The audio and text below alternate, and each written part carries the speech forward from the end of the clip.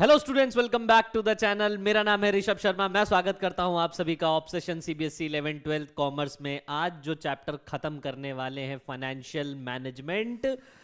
हालांकि ना तुम पे फाइनेंस है, पैसे का तो कोई लेना देना है ही नहीं गरीबों, फिर भी मैनेजमेंट सीख लो क्या है ना। ये पार्ट वॉल्यूम 2 का पहला चैप्टर है बिजनेस स्टडीज का। चैप्टर बहुत मजेदार है, बहुत इंटरेस्टिंग है, पढ़ने में मजा आएगा और साथ साथ महसूस होगा दुनिया में इतना पैसा है, लोग इतने सारे हैं, पैसा इतना सारा है, बस हम पे ही नहीं है। जस्ट लाइक अ लव, तुम पे भी नहीं है, हम पे भी नहीं है। आगे बढ़ते हैं। कितने टॉपिक है इसमें? 1 2 3 4 5 6 टॉपिक है भाई। ये तो बहुत छोटा चैप्टर है। ना ना ना ना, जो जैसा दिखता है वैसा होता नहीं है ना। तो माना कि 6 टॉपिक है, इनके सब टॉपिक्स बहुत ज्यादा है। जैसे कि सबसे पहला topic introduction to financial management. हाँ ठीक, लेकिन इसके अंदर एक टॉपिक छुपा हुआ है। कौन सा? इंपॉर्टेंस। दूसरा, importance objective of financial management. तीसरा, टाइप्स ऑफ फाइनेंशियल डिसीजन। कितने होते हैं? 3 होते हैं। कौन कौन से? Investment, financing, dividend. Investment, financing and dividend. ठीक है, डिविडेंड। उसके बाद आता है factors affecting decision, factors affecting investment decision, factor affecting financing, factor affecting dividend. और भाई financial planning and it's objective, capital structure. धर धर के क्वेश्चंस आएंगे राजू। यही 2 टॉपिक नंबर दे के जाएंगे तुमको, ठीक है। और भाई शुरू करते बिना किसी देरी के। सबसे पहले आता है टॉपिक फाइनेंशियल मैनेजमेंट होता क्या है। तुम ये चैप्टर जब पढ़ना तो खुद को अपने आप को एक मान लेना कि तुम फाइनेंशियल मैनेजर हो, तुम एक ऑर्गेनाइजेशन के फाइनेंस मैनेजर हो। फाइनेंस मैनेजर हो मतलब क्या? फाइनेंस मतलब होता है क्या भाई साहब? पैसा। कोई भी बिजनेस कर रहे हो तुम, कोई भी बिजनेस कर रहे हो, बिना पैसे के कर लोगे नहीं। क्यों? क्योंकि फाइनेंस क्या है? लाइफलाइन। ठीक है, finance is lifeline. What is finance? money required to carry out any business activity, any business ओ कहां जा रहे हो? business activity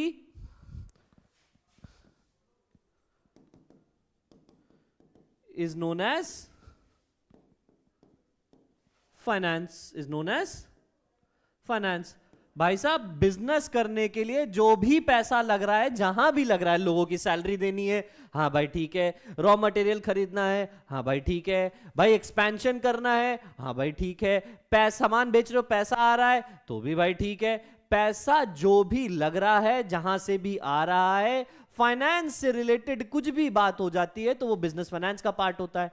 ठीक है, अब मैनेजमेंट क्या होता है? तो जब भी हम फाइनेंशियल मैनेजमेंट की बात करते हैं, अपने दिमाग में सिर्फ 2 बातें याद रखना।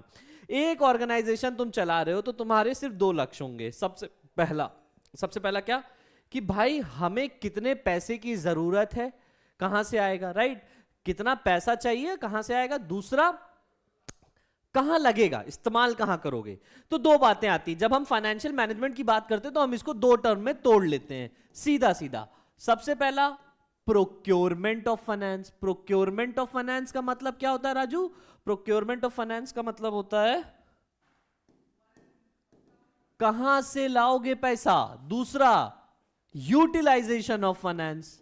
यूटिलाइजेशन ऑफ फाइनेंस, जो भी पैसा लेके आए उसको कहां इस्तेमाल करोगे। अगर ये चीजें पहले ही से पता है तो रिस्क कम है, रिस्क कम है तो तुम्हारी प्रॉफिटेबिलिटी ज्यादा हो जाती है, मतलब एस्पेक्ट टू अर्न प्रॉफिट ज्यादा हो जाते हैं। ठीक है, आओ भाई देख लो मीनिंग क्या कहता है। क्या सर ये 2 बातें लिखेंगे नंबर मिल जाएंगे? अरे नहीं मिलेंगे राजू, इतनी आसानी से थोड़ी मिलता है 2 चीजें, है ना। आगे देखो क्या है, क्या कह रहा है? Financial management refers to efficient acquisition. सबसे पहला एक्विजिशन, कहां पर से एक्वायर करोगे, पैसा कहां से लोगे। अरे यार तुम्हें पैसे की जरूरत है, क्या तुम अपने अपनी ओनरशिप बेच सकते हो? हाँ बेच सकते हैं। बैंक से लोन भी ले सकते हैं भाई, बिल्कुल ले सकते हैं। डेट से भी पैसा आ सकता है, बोरोड मनी से भी आ सकता है, इक्विटी से भी आ सकता है। बिजनेस के लिए क्या जरूरी है, यह बात ज्यादा जरूरी मैटर करती है जब हम पैसा एक्वायर करने की बात करते हैं। दूसरा, allocation and usage of funds. Allocation and usage of funds, कि भैया आएगा कहां से, एक्वायर कहां से करोगे और उसको यूटिलाइज यानी यूसेज कहां करोगे उस कंपनी का। क्या एसेट्स खरीदोगे, क्या वर्किंग कैपिटल के लिए पैसा रखोगे, लोन्स चुकाओगे, क्या करना चाहोगे, ये पहले ही से डिसाइडेड होता है by the company for its smooth working. क्या मेन ऑब्जेक्टिव होता है फाइनेंशियल मैनेजमेंट का? The main objective of financial management are to reduce expenses involved in procurement of fund. यार ये क्या मतलब हुआ यार? अगर मैंने कहा, देखो इसका मैं एक बहुत सिंपल एग्जांपल देता हूं। हम फंड्स को दो तरीके से क्लासिफाई करते हैं, हालांकि ये चीज 11th की है बट फिर भी एक बार रिवाइज कर लो, है ना। हम फंड्स को दो तरीके से क्लासिफाई करते हैं। एक होता है ओनर्स फंड, है ना, जिसे हम क्या कहते हैं, इक्विटी।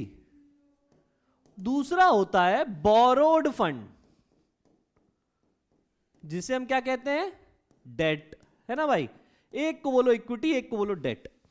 अब दो फैक्टर जिससे हम बोरोड और इक्विटी में फर्क कर सकते हैं वो है कॉस्ट और रिस्क, है ना। सबसे पहला, ओनर्स फंड से पैसा रेस करोगे तो कॉस्ट ज्यादा लगेगी। सपोज तुमने कहा कि तुम्हें इक्विटी शेयर से पैसा चाहिए, हाँ भाई इक्विटी शेयर से पैसा चाहिए, फट से मार्केट में अपने शेयर रख देंगे, मिल जाएंगे। अरे ऐसे तैसे ऐसे कैसे थोड़ी होता है। तुम्हें सबसे पहले क्या करना पड़ेगा भाई, तुम्हें प्रोस्पेक्टस इशू करना पड़ेगा, कमीशन देनी पड़ेगी, अंडरराइटर्स को कमीशन देनी पड़ेगी, है ना, परमिशन लगेगी। उसके बाद कहीं जाके तुम अपने मार्केट में शेयर्स रख पाओगे, आईपीओ कर पाओगे। तो इसकी कॉस्ट ज्यादा होती है लेकिन रिस्क लो होता है। क्यों? क्योंकि शेयर होल्डर्स को क्या होते हैं, कंपनी के ओनर होते हैं।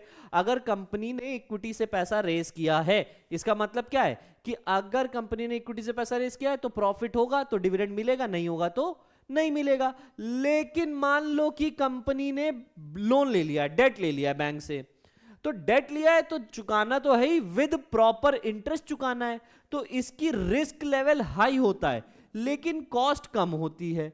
क्यों कॉस्ट कम होती है? मैंने कहा भाई 10 लाख का लोन लेना है, सिर्फ 50,000 रुपए फाइलिंग चार्ज आप भर दीजिए, आपको लोन कोलेटरल के साथ, आप कोलेटरल डिपॉजिट करिए, मिल जाएगा। तो cost of raising finance is low in debt as compare to equity. Cost debt की कम है, इक्विटी की ज्यादा, रिस्क इक्विटी में कम है, डेट में ज्यादा। इस बेसिस पे हम क्या करते हैं, डिफाइन मतलब डिफरेंशिएट करते हैं कि ओनर्स फंड बेहतर है कि बोरोड फंड। नाउ हर कंपनी की सिचुएशन, फाइनेंशियल सिचुएशन एक जैसी नहीं होती। कोई रिस्क लेने के फेवर में नहीं होता है, कोई रिस्क लेने के ही फेवर में होता है। तो डिपेंडिंग अपॉन द सिचुएशन एक अच्छा फाइनेंस मैनेजर यही करता है कि वो इफिशिएंट एक्विजिशन करे फंड्स का। इफिशिएंट यही तो कह रहा है, the main objective of financial management is to reduce expenses involved in procurement of fund. कि प्रोक्योर करने के लिए जो भी पैसा लग रहा है वो अगर डेट से कम लग रहा है तो वहां से उठाएं, इक्विटी से कम लग रहा है तो वहां से उठाएं, डिपेंडिंग अपॉन फाइनेंशियल सिचुएशन।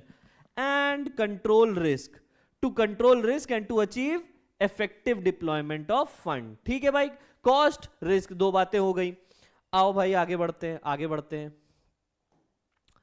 अरे अब इंपॉर्टेंस ऑफ फाइनेंशियल मैनेजमेंट। देखो फाइनेंशियल मैनेजमेंट जानना क्यों जरूरी है, क्यों ये जरूरी है पता करना कि कहां से पैसा आएगा और किधर लगेगा। इससे कई बातें क्लियर होती है। नंबर 1, पहला पॉइंट क्या कह रहा है, size and composition of fixed asset. जब आप अपने एक्विजिशन ऑफ फाइनेंस की बात करते हो कि हमें कितना पैसा चाहिए होगा, तो हम ये डिसाइड करते हैं कि वो पैसा कहां लगने वाला होगा, कितने तुम्हारे पास फिक्स्ड एसेट होंगे। सपोज करो साइज मतलब मैंने कहा 10 करोड़ रुपए के फिक्स्ड एसेट हैं। कंपोजिशन ऑफ फिक्स्ड एसेट मतलब क्या, कितने तरीके के हैं। हो सकता है कुछ पैसा तुमने लैंड में रखा हो, कुछ पैसा बिल्डिंग में रखा हो, कुछ पैसा तुमने लॉन्ग टर्म इन्वेस्टमेंट में डाल रखा हो, है ना। ये सारे के सारे क्या हैं, हमारे फिक्स्ड एसेट हैं। तो सबसे पहले क्या है, कितने कितने रुपए के फिक्स्ड एसेट हैं और कौन कौन से फिक्स्ड एसेट हैं ये पता कर जाता है।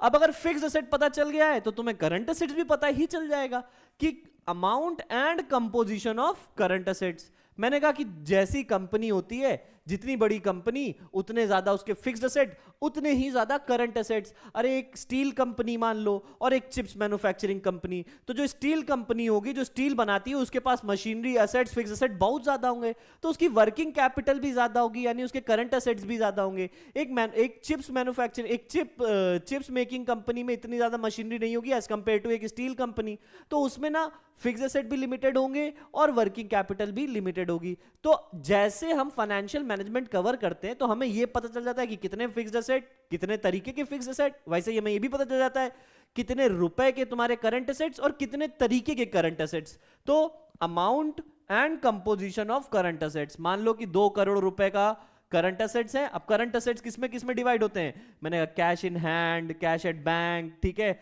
इन्वेंट्री, है ना, हमारे डेटर्स, ये सब क्या है हमारे? ये सब हमारे करंट असेट्स हैं। आओ भाई, फिक्स्ड असेट हो गए, करंट असेट्स हो गए, और क्या पता चल जाता है हमें? ये पता चल जाता है कि कितने लॉन्ग टर्म और कितने शॉर्ट टर्म फंड्स इस्तेमाल होने वाले हैं। यार अगर तुम्हें पैसा चाहिए क्योंकि तुम नया बिजनेस, मतलब तुम एक नई फैक्ट्री लगा रहे हो, नई फैक्ट्री लगा रहे हो तो छोटा मोटा पैसा थोड़ी चाहिए होगा, ढेर सारा पैसा चाहिए होगा। अब उस ढेर सारे पैसे के लिए तुम एक long term source of finance से ही पैसा उठाओगे, चाहे तो लोन ले लोगे, चाहे तो फिर क्या बोलते हैं शेयर इश्यू कर दोगे, चाहे तो डिबेंचर ले लोगे। डिबेंचर भी एक लोन कैपिटल होता है। तो कितना लॉन्ग टर्म यानी लंबे समय के लिए पैसा चाहिए और कितनी शॉर्ट टर्म रिक्वायरमेंट को फुलफिल करने के लिए पैसा चाहिए, ये पता चल जाता है amount of long term and short term funds to be use. अब अगर लॉन्ग टर्म की बात करोगे तो कितना डेट है, कितनी equity, proportion of debt and equity in the capital. अगर एक कंपनी 100 करोड़ रुपए की है तो उस 100 करोड़ की कंपनी में कितना पैसा कंपनी का खुद का है, ओनर्स फंड, और कितना पैसा उसने बाहर से लिया है, चाहे वो लोन के फॉर्म में लिया हो, चाहे वो डेट के फॉर्म में लिया हो, चाहे वो डिबेंचर के फॉर्म में लिया हो, कितना पैसा उसने बाहर से लगवाया है। क्योंकि प्रपोर्शन किसी भी कंपनी की कैपिटल में बहुत जरूरी होता है। क्यों जरूरी होता है ये हम कैपिटल स्ट्रक्चर में कवर करेंगे, ठीक है। तो it tells us about debt and equity in overall capital, की पूरी कंपनी में कितना हिस्सा डेट का है, कितना हिस्सा कैपिटल ओनर्स फंड का है। आखिरी में तुम चाहे डेट की बात करो, चाहे इक्विटी की बात करो, चाहे फिक्स्ड एसेट की बात करो, करंट एसेट्स की बात करो, ये सारे के सारे एक्सपेंस, ये सारी की सारी चीजें किस में आएंगी? प्रॉफिट एंड लॉस अकाउंट में आएंगी। यार एक बात याद रखो, एक प्रॉफिट एंड लॉस अकाउंट बनता था, एक डेबिट साइड होती थी, एक क्रेडिट साइड होती थी। डेबिट साइड पे सारे एक्सपेंसेस आते थे और लॉसेस आते थे, क्रेडिट साइड पे सारी इनकम और गेन्स आती थी। अब जो भी पैसा तुमने लिया है, लगाया है, या तो तुम्हारा कहीं ना कहीं खर्चा हो रहा होगा, कहीं ना कहीं उससे कमाई हो रही होगी। लेट्स टेक एन एग्जांपल कि एक कंपनी ने डेट लिया है, डेट लिया है तो उसका इंटरेस्ट पे कर रहे होगे, तो वो इंटरेस्ट पेमेंट किस में आएगी? इंटरेस्ट पेमेंट हमारे पीएनएल अकाउंट को रिफ्लेक्ट करेगी डेबिट साइड पे, ठीक है। तो ये सारी चीजें क्या है, जो भी होगा फाइनेंशियल मैनेजमेंट में वो किसको इंपैक्ट करता है? हमारे पीएनएल अकाउंट को। हम अपने प्रॉफिट एंड लॉस अकाउंट को चेक कर सकते हैं एज ये सारे पॉइंट्स हमारे पीएनएल को इंपैक्ट करते हैं। ये हो गए हमारे 5 इंपॉर्टेंस। क्या क्या पढ़ा? कितने फिक्स्ड एसेट, कितने करंट एसेट्स, है ना, कितने लॉन्ग टर्म फंड यूज, कितने शॉर्ट टर्म फंड यूज, कितना डेट, कितना कैपिटल, कितना हिस्सा डेट का, कितना हिस्सा ओनर्स फंड का। आखिरी में क्या पढ़ा हमने? आखिरी में हमने पढ़ लिया कि सारी चीजें किसमें आती हैं, सारी की सारी चीजें इफेक्ट करती हैं पीएनएल अकाउंट को। इंट्रोडक्शन वाला पार्ट हमारा खत्म होता है। आगे बढ़ते हैं नेक्स्ट टॉपिक पे। देखो नेक्स्ट टॉपिक क्या कह रहा है, व्हाट इज अ मेन, अच्छा ये जो टॉपिक है इसकी हेडिंग नहीं लिखी, मैं लिख देता हूं। हेडिंग क्या कह रही है? Objective of financial management, FM लिखा है। कह रहा है क्या है फाइनेंशियल मैनेजमेंट, मेन ऑब्जेक्टिव क्या है। हमने वैसे तो पढ़ा कि मेन ऑब्जेक्टिव है कि प्रोक्योर करना फाइनेंस सबसे सस्ते रेट पे, लेकिन अगर एग्जाम में डायरेक्ट पूछ रहा है कि what is a main objective of financial management, main objective एक ही है, वो है ये पहला वाला। क्या कह रहा है? Maximise share holders wealth. The ultimate goal of financial management is to maximise share holders wealth.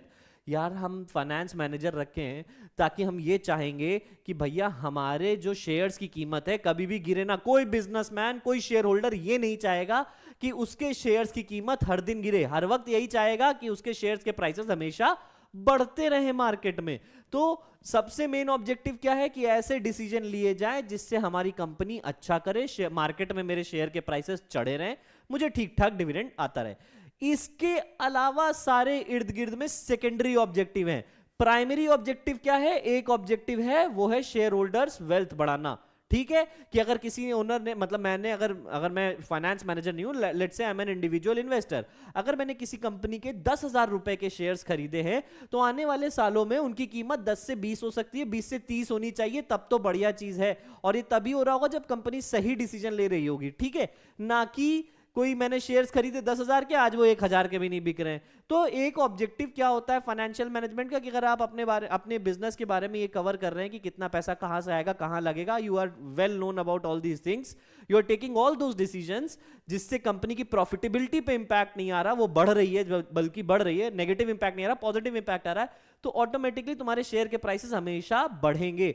सो क्या होता है, to maximise share holders wealth. इसके अलावा क्या होता है, इसके अलावा सब सेकेंडरी है, जैसे कि क्या, improve market value of shares, a direct benefit of financial decision, ऐसे फाइनेंशियल डिसीजन लो, चाहे वो इन्वेस्टिंग, फाइनेंसिंग, डिविडेंड, ऐसे डिसीजन लो जिससे तुम्हारे मार्केट में शेयर की कीमतें बढ़े।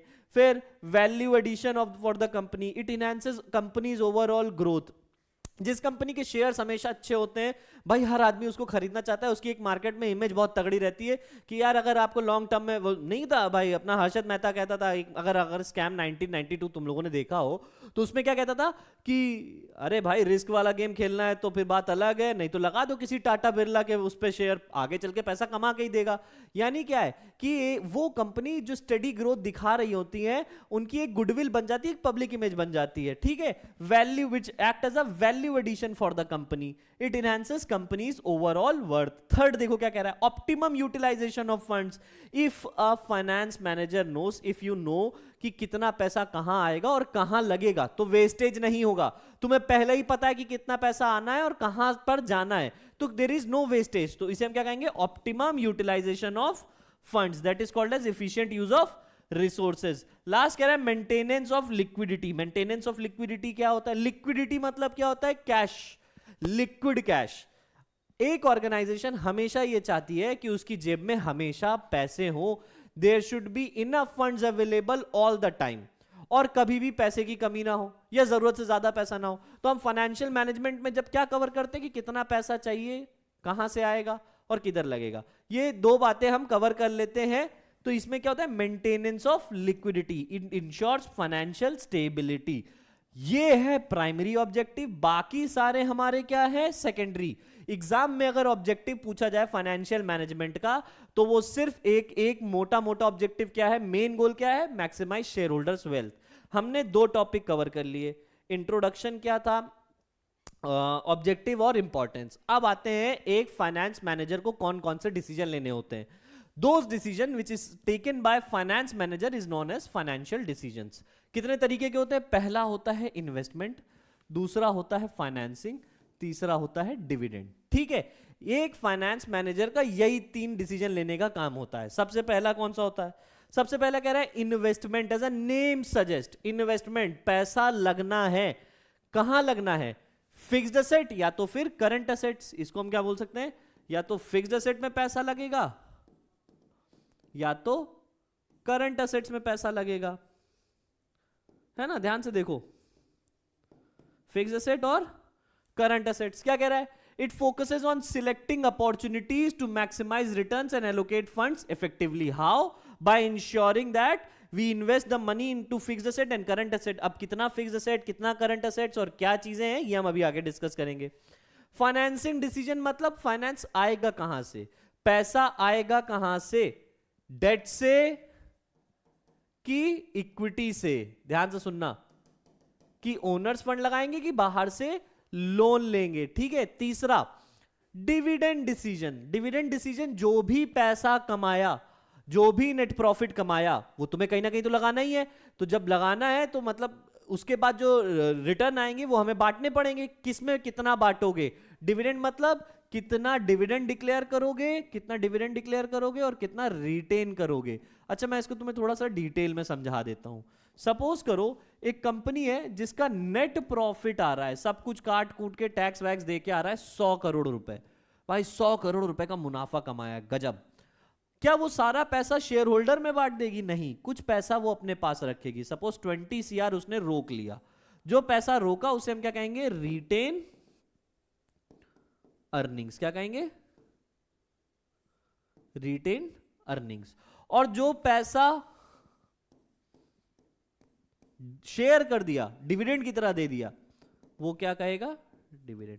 तो एक फाइनेंस मैनेजर का काम होता है कि ओवरऑल प्रॉफिट में से कितना पैसा उसको रिटेन करना है और कितना पैसा डिस्ट्रीब्यूट करना है in the form of dividend. तो डिविडेंड होता क्या है, that part of profit which is shared among share holders, ठीक है, which is distributed amongst share holders, ये क्या होता है हमारा डिविडेंड। आगे देखो भाई, तो एक मैनेजर ये डिसीजन लेता है, 3 डिसीजन। सबसे पहला, कितना पैसा फिक्स्ड एसेट में लगेगा, कितना करंट एसेट्स में लगेगा। दूसरा, कहां से आएगा, डेट से कि इक्विटी से। तीसरा, जो भी पैसा कमाया वो कितना डिविडेंड में बटेगा, कितना रिटेन किया जाएगा, ठीक है। अब इन दोनों के बारे में डिटेल में हम कवर करेंगे जब इनके फैक्टर्स भी पढ़ेंगे। ये मोटा मोटा पॉइंट था। आओ देखो, अरे अब देखो, इन्वेस्टमेंट डिसीजन हमारे 2 तरीके से क्लासिफाई कर दिए गए। सबसे पहले लॉन्ग टर्म, दूसरा short term. As a long term investment decision, यानी किसकी बात हो रही है यहां पर, जब पैसा फिक्स्ड एसेट में लगे। और शॉर्ट टर्म बोले तो जब पैसा करंट एसेट्स में लगे। फिक्स्ड एसेट और करंट एसेट्स का मीनिंग वैसे तो सबको पता होगा, बट फिर भी मैं बता देता हूं। वो एसेट्स जिनका बेनिफिट एक ऑर्गेनाइजेशन को लंबे समय तक मिलता है, वो फिक्स्ड एसेट होते हैं। और वो एसेट्स जिनका बेनिफिट ऑर्गेनाइजेशन को 1 साल के अंदर निकालना होता है या 1 साल के अंदर उनको इनकैश करना होता है, वो क्या होते हैं, हमारे करंट एसेट्स होते हैं। अब देख लो कैसे फिक्स्ड एसेट और करंट एसेट्स इंपैक्ट करते हैं हमारे। क्या कह रहा है देखो, सबसे पहले कह रहा है इन्वेस्टमेंट इन लॉन्ग टर्म और fixed asset is called as long term investment decision. दूसरा, it is also called as capital budgeting decision, इसको हम लोग कैपिटल बजटिंग भी कहते हैं। अच्छा, तीसरा, ये लॉन्ग टर्म प्रॉफिटेबिलिटी को इंपैक्ट करते हैं। भाई अगर तुमने लंबे समय के लिए सपोज 1000 करोड़ रुपया तुमने फिक्स्ड एसेट में फैक्ट्री में लगाया है, तो 1 साल के लिए थोड़ी लगाया होगा, इसका मतलब होगा आने वाले 20-30 साल तक तुम उसका बेनिफिट निकालोगे। तो it affects long term profitability.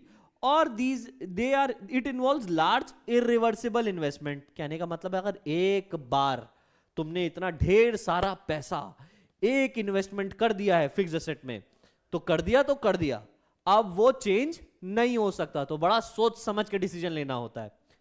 अगर लॉन्ग टर्म डिसीजन हमारे फिक्स्ड एसेट के हो गए, तो शॉर्ट टर्म हमारे क्या हो गए, करंट एसेट्स। क्या कह रहा है, it is also called as working capital decision. भाई वर्किंग कैपिटल का सीधा मीनिंग क्या होता है, गल्ले का पैसा।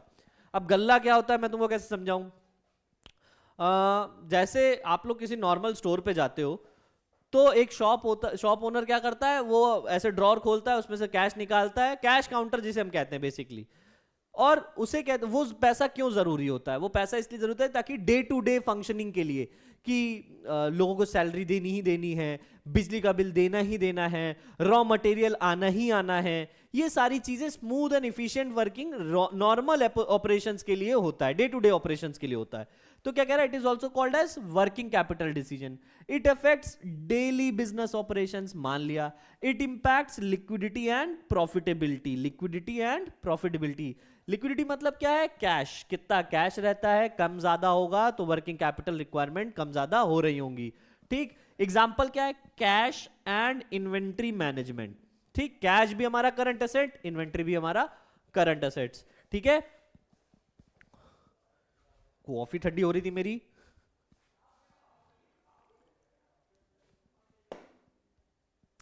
नॉइस, आगे बढ़ते हैं। हाँ, मीनिंग खत्म हो गया। अब बहुत इंपॉर्टेंट है ये सारे फैक्टर, अति इंपॉर्टेंट आएंगे ही आएंगे, याद रहे। तो सबसे पहला कह रहा है वो फैक्टर्स जो इन्वेस्टमेंट डिसीजन को इंपैक्ट करते हैं, यानी एक फाइनेंस मैनेजर वो कौन कौन से पॉइंट अपने दिमाग में रखता है कोई भी इन्वेस्टमेंट करने से पहले। पहला क्या है, कैश फ्लो एनालिसिस।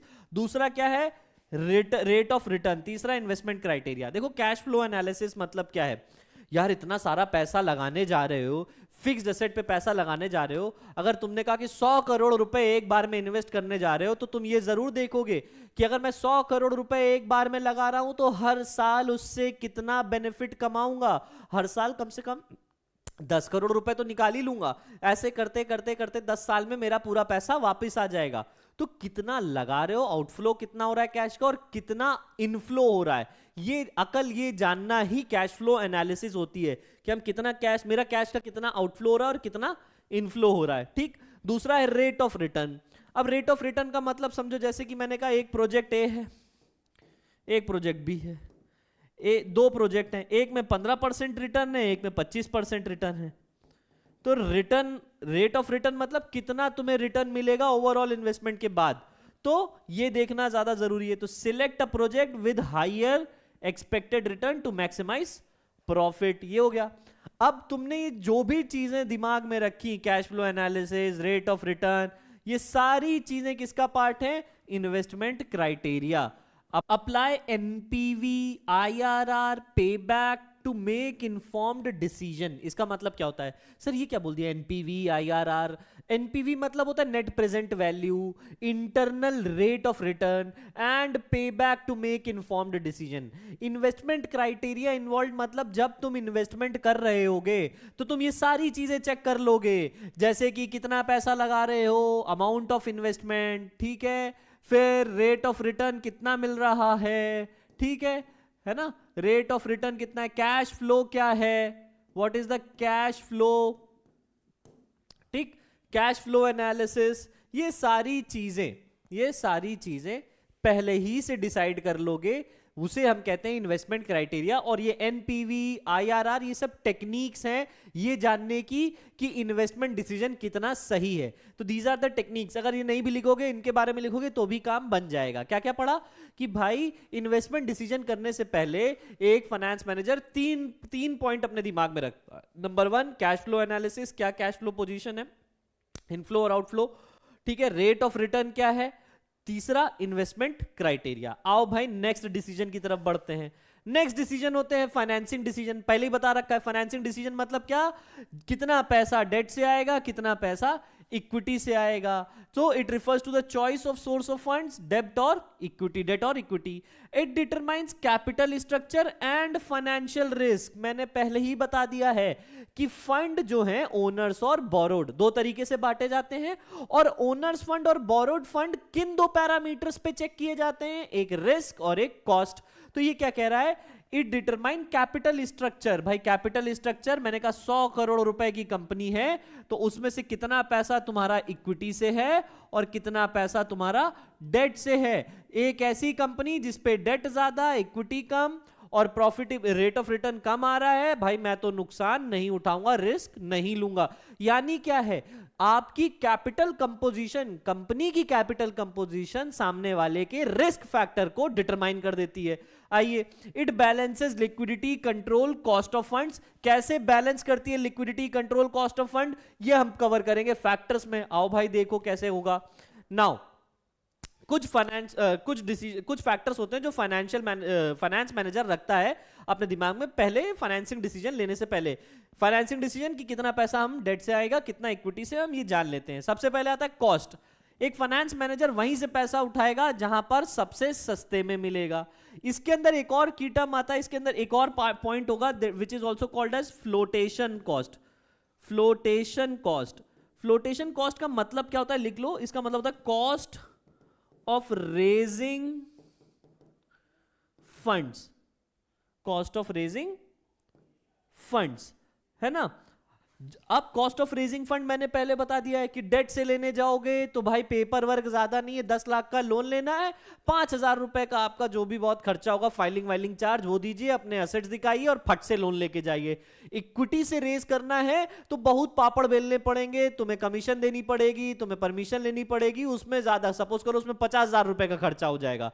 तो फ्लोटेशन कॉस्ट, जितनी ज्यादा फ्लोटेशन कॉस्ट होगी उतना ही लेस अट्रैक्टिव होगा वो सोर्स ऑफ फंड्स, ठीक है। जितनी कम फ्लोटेशन कॉस्ट उतना ही ज्यादा अट्रैक्टिव होगा, ठीक। कॉस्ट के बाद फ्लोटेशन कॉस्ट हमने पढ़ लिया। कॉस्ट में क्या था, choosing the most economical financing option. It also depends upon the business, मतलब क्या है कि आपकी फाइनेंशियल सिचुएशन के हिसाब से, ठीक है। रिस्क, यार अगर हम रिस्क ले सकते हैं, सपोज मेरी कंपनी है एप्पल, मेरे पास इतना पैसा है कि मैं पाकिस्तान को खरीद के बेच के उसके बाद भी 6 साल तक और चला सकता हूं, ठीक है। तो वैसे यार no Pakistani is harmed, but क्या करें, वो अब निकल आता है अपने मन से, उसको मैं नहीं जाने दे सकता। तो रिस्क में क्या है, रिस्क में ये होता है कि अगर आप अपना बिजनेस में रिस्क उठा सकते हो तब तो भाई डेट से पैसा उठाओ, कोई आदमी अपनी ओनरशिप नहीं देना चाहेगा, और रिस्क नहीं उठा सकते हो तो इक्विटी से पैसा उठा लो। तो a finance manager should assess the financial risk associated with debt. ले सकते हो रिस्क, ले लो पैसा डेट से, नहीं ले पाओगे रिस्क तो इक्विटी से पैसा रेज करो। कैश फ्लो पोजीशन क्या है, cash flow position, again cash flow position अगर मेरी अच्छी है, मेरे पास खूब सारा पैसा आता है, इनफ्लो ऑफ मनी अच्छा खासा है, तो अगर इनफ्लो ऑफ मनी अच्छा खासा है हमारे पास, तो भाई मैं डेट लूंगा। क्यों अपनी ओनरशिप बेचूं? मैं, मेरे पास पैसा आता है, मुझे पैसे की जरूरत थी, मेरा इनफ्लो आउटफ्लो इतना तगड़ा था, मैंने डेट लिया और चुका दिया। अब अगला आता है कंट्रोल। कंट्रोल कंसीडरेशन का मतलब समझो क्या होता है यार। अगर कहीं से भी पैसा उठाओ, बट ये इंश्योर करो कि क्या पूरा कंट्रोल, मतलब इंटरनल मैनेजमेंट में जो डिसीजन मेकिंग होती है, क्या उस पर इंफ्लुएंस आएगा कि नहीं आएगा। अगर तुमने अपनी मार्केट में ओनरशिप बेच दी, वो कंपनियां जो अपनी ओनरशिप मार्केट में रखती हैं, है ना, जैसे शेयर्स, अपने शेयर्स मार्केट में रखते हैं, तो डिसीजन मेकिंग में आपका कंट्रोल कम हो जाता है, क्योंकि शेयर होल्डर्स भी आ जाते हैं, उनके पास वोटिंग राइट्स होते हैं, ठीक है। तो कंट्रोल कंसीडरेशन, कैपिटल स्ट्रक्चर या फाइनेंसिंग डिसीजन में जो हमारा कैपिटल स्ट्रक्चर मेंटेन होता है, वो कुछ इस तरीके से हो कि ज्यादा कंट्रोल डाइल्यूट ना हो। और अगर तुम कंट्रोल डाइल्यूट करना एक्सपेक्ट कर सकते हो तो करो भाई, और अगर नहीं कर सकते हो तो भाई ऐसा करो कि डेट से पैसा उठाओ। कंट्रोल कंसीडरेशन कह रहा है considering the impact of control with equity dilution. Next is market condition. हर वक्त जरूरी थोड़ी है कि तुमने शेयर्स मार्केट में रखे और दनादन लोगों ने खरीद लिए, ऐसा थोड़ी होता है यार। मार्केट की भी एक मार्केट साइकिल कैसे चलती है, कभी मार्केट अच्छी चल रही है, सेंसेक्स ऊपर चल रहा है, मतलब बूम पे जा रही है, कभी मार्केट एकदम लाल पड़ी हुई है, नीचे जा रही है ना। तो डिपेंडिंग अपॉन मार्केट कंडीशन एक कंपनी फाइनेंस रेज करती है। अगर मार्केट अच्छी चल रही है, बूम पे चल रही है, तो वो इक्विटी से पैसा रेज करेगी, क्यों? क्योंकि हर कोई खरीद लेगा। अगर मार्केट खराब चल रही है, मतलब लाल हो रखी है पूरी मार्केट, कोई पैसा नहीं लगाने को राजी है, तो भाई जाहिर सी बात है तुम्हें डेट से ही पैसा उठाना पड़ेगा। तो मार्केट कंडीशन हो गया। कितने हो गए? 1 2 3 4 5 6। ठीक, आगे बढ़ते हैं भाई, आगे बढ़ते हैं। Next, dividend decisions. Dividend decision का मतलब क्या होता है? कमाई का कितना हिस्सा डिस्ट्रीब्यूट किया जाएगा शेयर होल्डर्स में, और कितना हिस्सा अपने पास कंपनी रिटेन करेगी। जो भी प्रॉफिट आया उसमें से कितना डिविडेंड के फॉर्म में दिया जाएगा और कितना रिटेन किया जाएगा, यही होता है डिविडेंड डिसीजन। देखो क्या कह रहा है, it relates to deciding how much profit should be distributed as dividend and how much retained future, how much to be retained. Retained क्यों किया जा रहा है? Future growth, balancing share holders expectations with companies long term objectives. यानी क्या है, जरूरी थोड़ी सारा पैसा बांट दो, कुछ पैसा अपने पास आदमी रखेगा, कंपनी रखेगी कि कल को कोई कंटिजेंसी आ गई, हमें फर्दर ग्रो करना है, हमें एक्सपैंड करना है, तो उसके लिए हमें क्या फिर लोगों से पैसा मांगना पड़ेगा? नहीं, इसलिए थोड़ा पैसा अपने पास भी रिटेन करके रखती है कंपनी। आइए भाई, कौन से ऐसे फैक्टर्स हैं जो एक फाइनेंस मैनेजर अपने दिमाग में रखता है before taking dividend decision? As dividend decision is the most crucial decision. क्यों ये मोस्ट क्रूशियल डिसीजन होते हैं भाई? अगर तुमने ज्यादा डिविडेंड दे दिया तो रिटेन कम कर पाओगे, बाद में पैसे की जरूरत पड़ी तब क्या करोगे? कम डिविडेंड दिया तो शेयर होल्डर नाराज हो जाएगा, उसको लगेगा इस शेयर में पैसे, इस कंपनी में पैसे लगाए मैंने, मेरे को डिविडेंड ही अच्छा नहीं मिल रहा, तो भाई इससे क्या होगा, लोग अपने शेयर्स मार्केट में निकालेंगे, उनकी कीमतें गिरने लगेंगी। और पूरा ऑब्जेक्टिव फाइनेंशियल मैनेजमेंट का हमने क्या पढ़ा है? To maximise share holders wealth. Clear? हाँ भाई, कितने पॉइंट है भाई? देखो, सबसे पहला पॉइंट कह रहा है कैश फ्लो पोजीशन। अच्छा कैश फ्लो है तो भाई डिविडेंड देंगे, अच्छा कैश फ्लो नहीं है तो डिविडेंड नहीं देंगे। अगर कंपनी का कैश फ्लो पोजीशन अच्छी होती है तो भाई खूब डिविडेंड दो, नहीं है तो नहीं दे पाएंगे। दूसरा, अमाउंट ऑफ अर्निंग। देखो, अरे भाई कमाई ही तो सबसे इंपॉर्टेंट फैक्टर है भाई। आपकी अर्निंग, जो डिविडेंड दिया जाता है वो ऐसा थोड़ी साल की शुरुआत में दे दोगे भाई, पूरा फाइनेंशियल ईयर खत्म करोगे, उसके बाद साल भर में जो कमाया होगा उससे ही तो डिविडेंड डिक्लेयर करोगे। तो जो डिविडेंड होता है वो आपकी अर्निंग्स पे डिपेंड होता है। कौन सी earning? Current year earning, current earning, और प्रीवियस पास्ट ईयर अर्निंग्स। ठीक है, पास्ट ईयर अर्निंग्स। ठीक है, आपकी अर्निंग्स पे, आपकी अर्निंग, एक कंपनी की अर्निंग डिटरमाइन करती है कि भाई डिविडेंड होगा कि नहीं होगा। हायर अर्निंग है डिविडेंड होगा, लोअर अर्निंग है नहीं होगा। दूसरा, स्टेबिलिटी ऑफ अर्निंग। देखो, कुछ कंपनीज, स्टेबिलिटी ऑफ अर्निंग का मतलब क्या हो गया? हर साल कमाई ठीक ठाक हो रही है, स्टेबल है, अर्निंग स्टेबल है तो डिविडेंड अच्छा दे देंगे, अर्निंग स्टेबल नहीं है तो डिविडेंड लिमिटेड रखेंगे। वो कंपनियां जिनकी अर्निंग स्टेबल होती है वो डिविडेंड हाई डिविडेंड डिक्लेयर करती हैं, बहुत ध्यान से सुनना, ठीक है, हाई डिविडेंड डिक्लेयर कर देंगी। वो कंपनी जिनकी अर्निंग फ्लक्चुएटिंग है, ऐसा नहीं है साल एक साल कुछ थी दूसरे साल फिर उससे ज्यादा हो गई है या कम हो गई है, तो ये क्या है, ये लो डिविडेंड रखती हैं। क्लियर, बहुत सिंपल सी बात है। एक साल तुमने 1000 करोड़ कमाए, अगले साल 500 कमाए, उसके अगले साल फिर 1000 कमाए, तो ये अनस्टेबल अर्निंग है। अनस्टेबल अर्निंग मतलब क्या हुआ, आपको एक ज्यादा डिविडेंड नहीं देगा, लिमिटेड डिविडेंड मिलेगा। फिर होता है stability of dividend. Stability of dividend क्या होता है कि देखो कुछ कंपनीज होती हैं वो stable dividend per share policy रखती है, स्टेबल डिविडेंड पॉलिसी रखती है। क्या होता है स्टेबल डिविडेंड पॉलिसी, मैं आपको एक बड़ा एग्जांपल देता हूं। मैंने कहा एक कंपनी है विद रिस्पेक्ट टू टाइम, है ना, विद रिस्पेक्ट टू टाइम उसका जो प्रॉफिट है वो over a period of time, जैसे मैंने कहा 2010, 20 या 2011, 12, 13, ठीक इस तरीके से सपोज करो लगातार बढ़ता ही जा रहा है, with respect of time profit लगातार बढ़ रहा है। तो वो ऑर्गेनाइजेशन जिन्होंने क्या देखा है कि एक लंबे टाइम पीरियड तक उनकी जो अर्निंग है वो बढ़ी है, वो ये इंश्योर करेंगी कि वो हाई डिविडेंड डिक्लेयर कर दें, है ना, हाई डिविडेंड लंबे समय तक। पहले उन्होंने कहा कि ऐसा नहीं एक साल बढ़ी, एक साल से यहां तक आए, डिविडेंड बढ़ गया तो हमने रेट बढ़ा दिया, ज्यादा डिविडेंड दे दिया, अगले साल कम हो गया तो भी यही रेट दे रहे, नहीं। हमने देखा 5 साल तक कि हमारा एक अप्रोक्सीमेट लंबा ग्रोथ चार्ट रहा है। 5 साल बाद हमने देखा ठीक है अब हम डिविडेंड हाई रेट पे देंगे, रैदर देन उन ऑर्गेनाइजेशंस के जिनका ग्रोथ रेट, जिनका जो अर्निंग है या प्रॉफिट जो है मैं ये कहूं वो अनस्टेबल है, कभी बढ़ रहा है कभी घट रहा है। और रैदर अच्छा डायग्राम ऐसे बनेगा यूं कि कभी बढ़ रहा है कभी कम हो रहा है, बढ़ रहा है कम रहा है। तो जैसे जैसे अगर देखो एक बार अगर अनस्टेबल अर्निंग है या मैं कहूं कि डिविडेंड फ्लक्चुएट कर रहा है इस तरीके से, तो हमने कहा कि भाई हम एक लिमिटेड रेट पे ही डिविडेंड देंगे। तो इस तरीके की जो ऑर्गेनाइजेशन है उनके लिए क्या है, स्टेबल डिविडेंड है और लॉन्ग टर्म ग्रोथ में वो डिविडेंड बढ़ाएंगी, रादर देन इस तरीके की ऑर्गेनाइजेशन जो देख रही कि डिविडेंड ऊपर प्रॉफिट, हमारे जो प्रॉफिट कैपेबिलिटी है वो कम हो रही है, बढ़ रही है, तो वो डिविडेंड इतना ज्यादा बढ़ा के नहीं देंगी। बहुत सिंपल सीधा कंसेप्ट है, ठीक। नेक्स्ट क्या है हमारा, हमने कवर कर लिया कौन कौन सा,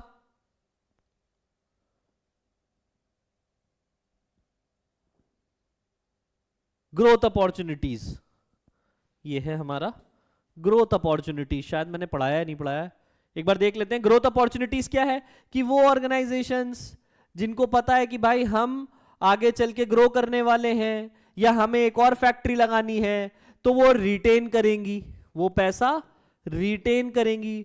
वो ऑर्गेनाइजेशन जिनको लगता है उन्होंने खूब पैसा कमा लिया है अब उनको रिटेन करने की जरूरत नहीं है, वो डिविडेंड डिक्लेयर करेंगी। क्लियर, ये हो गया हमारा कुछ फैक्टर्स, कितने, 1 2 3 4 5 हो गए।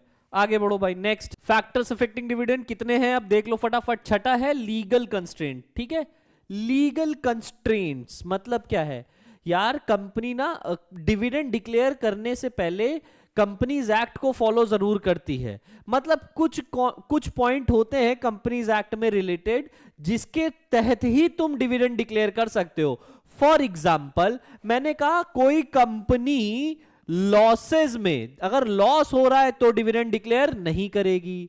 दूसरा, अगर मैंने कहा कि जैसे कोई कंपनी ने डेप्रिसिएशन नहीं चार्ज किया है, तो बिना डेप्रिसिएशन चार्ज किए आपको अरे यार डेप्रिसिएशन की क्या जरूरत है, कुछ कंपनी का ना दिखाओ डेप्रिसिएशन, बिना डेप्रिसिएशन या कंजम्पशन ऑफ फिक्स कैपिटल दिखाए बगैर नेट प्रॉफिट हमारा बढ़ा हुआ आएगा, हम तब दे देंगे, ये भी नहीं अलाउड है। क्यों? क्योंकि कंपनीज एक्ट में ये सारी चीजें लिखी गई हैं। तो लीगल कंस्ट्रेंट का मतलब बड़ा सिंपल है, क्या कि कंपनीज एक्ट 2013 को फॉलो करते हुए ही तुम्हें डिविडेंड डिक्लेयर करना है। ये हो गया, तो ये हो गया कंपनीज एक्ट और उसके स्टैट्यूटरी प्रोविजंस, ठीक। सातवां पॉइंट कह रहा है शेयर होल्डर्स प्रेफरेंसेस। देखो कुछ शेयर होल्डर ऐसे होते हैं बेटा जिनका मेन लाइवलीहुड ही डिविडेंड से चलता है, जो स्टॉक मार्केट में ही रहते हैं और डिविडेंड से ही अपनी दाल रोटी चलाते हैं, तो वो ये चाहेंगे कि उनको रेगुलर डिविडेंड मिले, ठीक है, उनका डिविडेंड पेमेंट रेगुलर बेसिस पे हो। और कंपनी इस चीज को ध्यान में रखती भी है, बिजनेसेस इस चीज को ध्यान में रखते ही हैं कि अगर उनके पास इस तरीके के स्टॉक्स, इस तरीके के शेयर होल्डर्स हैं जिनको जो प्रेफर करते हैं रेगुलर पेमेंट, तो उनको रेगुलर पेमेंट डिविडेंड की तरह, डिविडेंड के फॉर्म में दिया जाए अगर प्रॉफिट हो रहा है तो क्या कह रहा है, there are certain share holders who prefer regular dividend and it hence it also affects their goodwill, ठीक है। सेकंड, उसके बाद सेवेंथ के बाद एट, टैक्सेशन पॉलिसी। यार देखो, डिविडेंड दिया जाएगा, ज्यादा दिया जाएगा या कम दिया जाएगा, यह डिपेंड करता है कि कितना टैक्स लग रहा है। अगर हायर टैक्स लग रहा है डिविडेंड पे तो लो डिविडेंड होगा और ज्यादा से ज्यादा रिटेन किया जाएगा, हाई रिटेन होगा, रिटेनमेंट क्या होगा, हाई होगा। और अगर लोअर टैक्स है डिविडेंड पे तो हाई डिविडेंड दिया जाएगा और रिटेन कम किया जाएगा, लो रिटेन अर्निंग्स होगा, ठीक है, डिविडेंड में ये होगा। Next, stock market reaction. यार देखो, स्टॉक मार्केट रिएक्शन का मतलब क्या है कि अक्सर ये देखा गया है, मैंने एक लाइन बोली कि भैया डिविडेंड डिसीजन एक बहुत क्रूशियल डिसीजन होते हैं। क्यों? क्योंकि इससे तुम्हारे स्टॉक के प्राइसेस बढ़ते और घटते हैं। एक कंपनी जो बढ़िया बेहतरीन डिविडेंड हर साल दे रही है, उसके शेयर होल्डर बहुत खुश रहेंगे, वो कहेंगे कि यार हम इस शेयर को मरते दम तक रखेंगे क्योंकि हर साल मुझे प्रॉफिट कमाती है और हर साल मेरे को डिविडेंड देती है।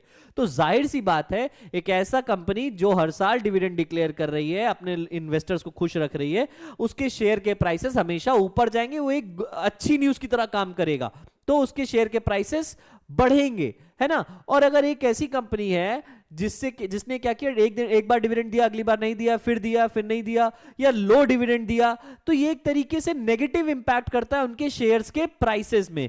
तो कह रहा है स्टॉक मार्केट का रिएक्शन भी डिविडेंड डिसीजन से इंपैक्ट होता है, ठीक है। कैसे डिविडेंड डिसीजन स्टॉक मार्केट के रिएक्शन से इंपैक्ट होते हैं। अगर तुम हाई डिविडेंड दे रहे हो और रेगुलर डिविडेंड दे रहे हो तो तुम्हारे क्या होगा, स्टॉक प्राइसेस हाई होंगे, हाई स्टॉक प्राइसेस, ठीक। और इसी का उल्टा हो जाएगा, अगर कम डिविडेंड दे रहे हो तो भाई स्टॉक प्राइसेस कम हो जाएंगे। Access to capital market. अच्छा, इसके बाद होता है access to capital market. Access to capital market मतलब वो ऑर्गेनाइजेशन जो लार्ज कंपनीज हैं, उनके पास तो भाई बहुत पैसा है, वो इजीली कैपिटल मार्केट से, शेयर मार्केट से पैसा रेज कर सकती हैं, उनके पास कोई कमी नहीं है, तो वो इजीली डिविडेंड, हाई डिविडेंड दे सकती हैं। वो ऑर्गेनाइजेशन, छोटी मैन्युफैक्चरिंग यूनिट्स जिनके पास इतनी आसानी से एक्सेस नहीं है कैपिटल मार्केट का, वो शेयर्स या डिबेंचर के थ्रू फाइनेंस नहीं रेज कर सकती हैं। तो जो लार्ज कंपनीज हैं उनके पास ज्यादा एक्सेस है कैपिटल मार्केट का, वो हाई डिविडेंड डिक्लेयर करेंगी। जो स्मॉलर फर्म्स हैं उनके पास एक्सेस कम है कैपिटल मार्केट का, वो लो डिविडेंड डिक्लेयर करेंगी, ठीक है। एक पॉइंट और है शायद जो छूट रहा है, कितने हो गए, 8, 9, 10, आई थिंक एक पॉइंट और है कॉन्ट्रैक्चुअल कंस्ट्रेंट वाला। कॉन्ट्रैक्चुअल कंस्ट्रेंट क्या होता है? कॉन्ट्रैक्चुअल कंस्ट्रेंट, यार देखो, जैसे कि कभी कभी कंपनी लोन ले लेती है, अगर कंपनी लोन ले रही है यानी थर्ड पार्टी के साथ आ रही है, तो वो लोन देने वाला जो लेंडर है हमारा, वो हमें क्या करेगा, हमसे कॉन्ट्रैक्ट साइन करा लेगा कि भाई सुनो, अगली बार प्रॉफिट में से कितना डिविडेंड डिक्लेयर करोगे ये हमसे पूछ के करोगे। अगर कॉन्ट्रैक्चुअल कंस्ट्रेंट हैं, लगे हुए तुमने किसी के साथ, किसी से पहले फाइनेंस रेज किया था, जिसके साथ तुम अग्रीमेंट में आए, तुम्हारी कंपनी अग्रीमेंट में आई, और उसने कह दिया कि भाई अगली बार, क्योंकि भाई उसको अपने लोन का पैसा निकालना है, तो वो कहेगा कि भाई प्रॉफिट देने से पहले मुझसे बात करोगे, बाद में प्रॉफिट दोगे यानी डिविडेंड डिक्लेयर करोगे। अगर कॉन्ट्रैक्चुअल कंस्ट्रेंट है तो लिमिटेड या लो डिविडेंड रहेगा, और अगर कोई कॉन्ट्रैक्चुअल कंस्ट्रेंट नहीं है तो हाई डिविडेंड रहेगा। I suppose factors affecting dividend decisions भी आ गए। चाहो या ना चाहो, इन तीनों पॉइंट्स में से केस स्टडी आएगी, factors affecting financial decision, dividend decision and investment decision. इनको सिर्फ याद ही नहीं करना है, इनसे रिलेटेड केस स्टडीज भी कवर कर लेनी है, जो मैं आप लोगों को कवर करवाऊंगा। ठीक है, आगे बढ़ते हैं। अब नेक्स्ट टॉपिक हमारा स्टार्ट हो रहा है फाइनेंशियल प्लानिंग। यार प्लानिंग हमने मैनेजमेंट में पढ़ा था, क्या होता था कि डिसाइडिंग इन एडवांस, पहले ही डिसाइड कर लो। अब कि deciding in advance what to do and how to do it. ठीक है, या एक सीधी सीधी बात करें, एक लाइन हमने पढ़ी थी कि it seeks to fill a gap between where we are and where we want to go. तो यही चीज फाइनेंस में कैसे काम करती है, ध्यान से सुनो। फाइनेंशियल प्लानिंग का एक, अगर मैंने कहा फाइनेंशियल प्लानिंग का एक ही मतलब होता है क्या, सबसे पहले कितना पैसा चाहिए, कहां से आएगा और कहां बटेगा, यानी कि एस्टिमेशन ऑफ फाइनेंस नंबर 1, दूसरा प्रोक्योरमेंट ऑफ फाइनेंस, तीसरा डिस्ट्रीब्यूशन या यूटिलाइजेशन ऑफ फाइनेंस। ठीक है, अल्टीमेटली फाइनेंशियल प्लानिंग क्या होता है, एक ब्लूप्रिंट बना लो, पहले ही एक नक्शा बना लो, पहले ही ब्लूप्रिंट निकाल के रख लो कि कितना पैसा किस वक्त कहां चाहिए, कैसे आएगा और कहां बटेगा। ठीक है, एक पॉइंट और ऐड हो जाता है एस्टिमेशन ऑफ फाइनेंस का। तो क्या कह रहा है, preparation of financial blueprint for future operations. क्या है, it ensures adequate funds are available at the right time. हम प्लानिंग इसीलिए करते हैं ताकि हमारे गोल्स अचीव हो सके। हम फाइनेंशियल प्लानिंग इसीलिए करते हैं कि हम पहले ही से प्रिपेयर्ड रहें, हमारे पास हमेशा इनफ फंड्स अवेलेबल हो मेरी ऑर्गेनाइजेशन में, बिजनेस में, ना ही कम ना ही ज्यादा। अगर जरूरत से ज्यादा सरप्लस फंड हमने जनरेट कर लिया है तो भी नुकसान है, और जरूरत पे पैसा नहीं मिला तो भी नुकसान है। इसके बारे में मैं डिटेल में भी आगे कवर कराऊंगा, टेंशन ना लो। क्या कह रहा है, it avoid shortage of funds as hampers commitment and excess of fund causes wastage and higher cost। अब इस चीज को ऑब्जेक्टिव से रिलेट किया गया होगा।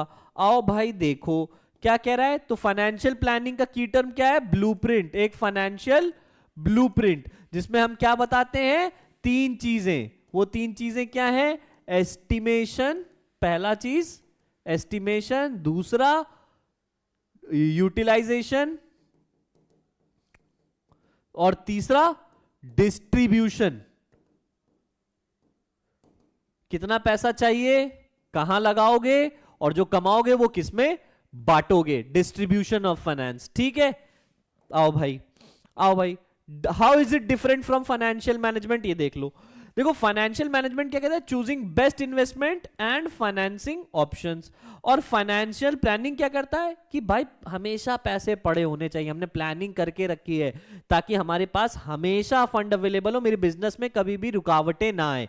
तो क्या है, it ensure smooth operations by forecasting funding needs. तो एक में क्या है कि कहां से पैसा आएगा, ठीक है, कहां से पैसा आएगा और जहां से भी आए बेस्ट पॉसिबल, सबसे सस्ते में आए, कॉस्ट सबसे कम होनी चाहिए फाइनेंस की। अलग अलग ऑप्शन हो, फिर वो चाहे डेट हो चाहे इक्विटी हो, डिपेंडिंग अपॉन सिचुएशन।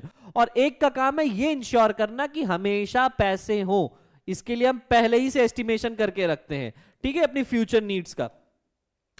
आओ भाई, फाइनेंशियल प्लानिंग का मेन ऑब्जेक्टिव क्या है, what is the main objective of financial planning, this is like objective of financial planning। 2 objective, number 1 to ensure availability of funds whenever required, हमेशा fund होने चाहिए। Number 2 to see that firm does not raise resources unnecessarily, इसका मतलब है जरूरत से ज्यादा पैसा भी नहीं होना चाहिए क्योंकि वो कॉस्ट पे ऐड करेगा।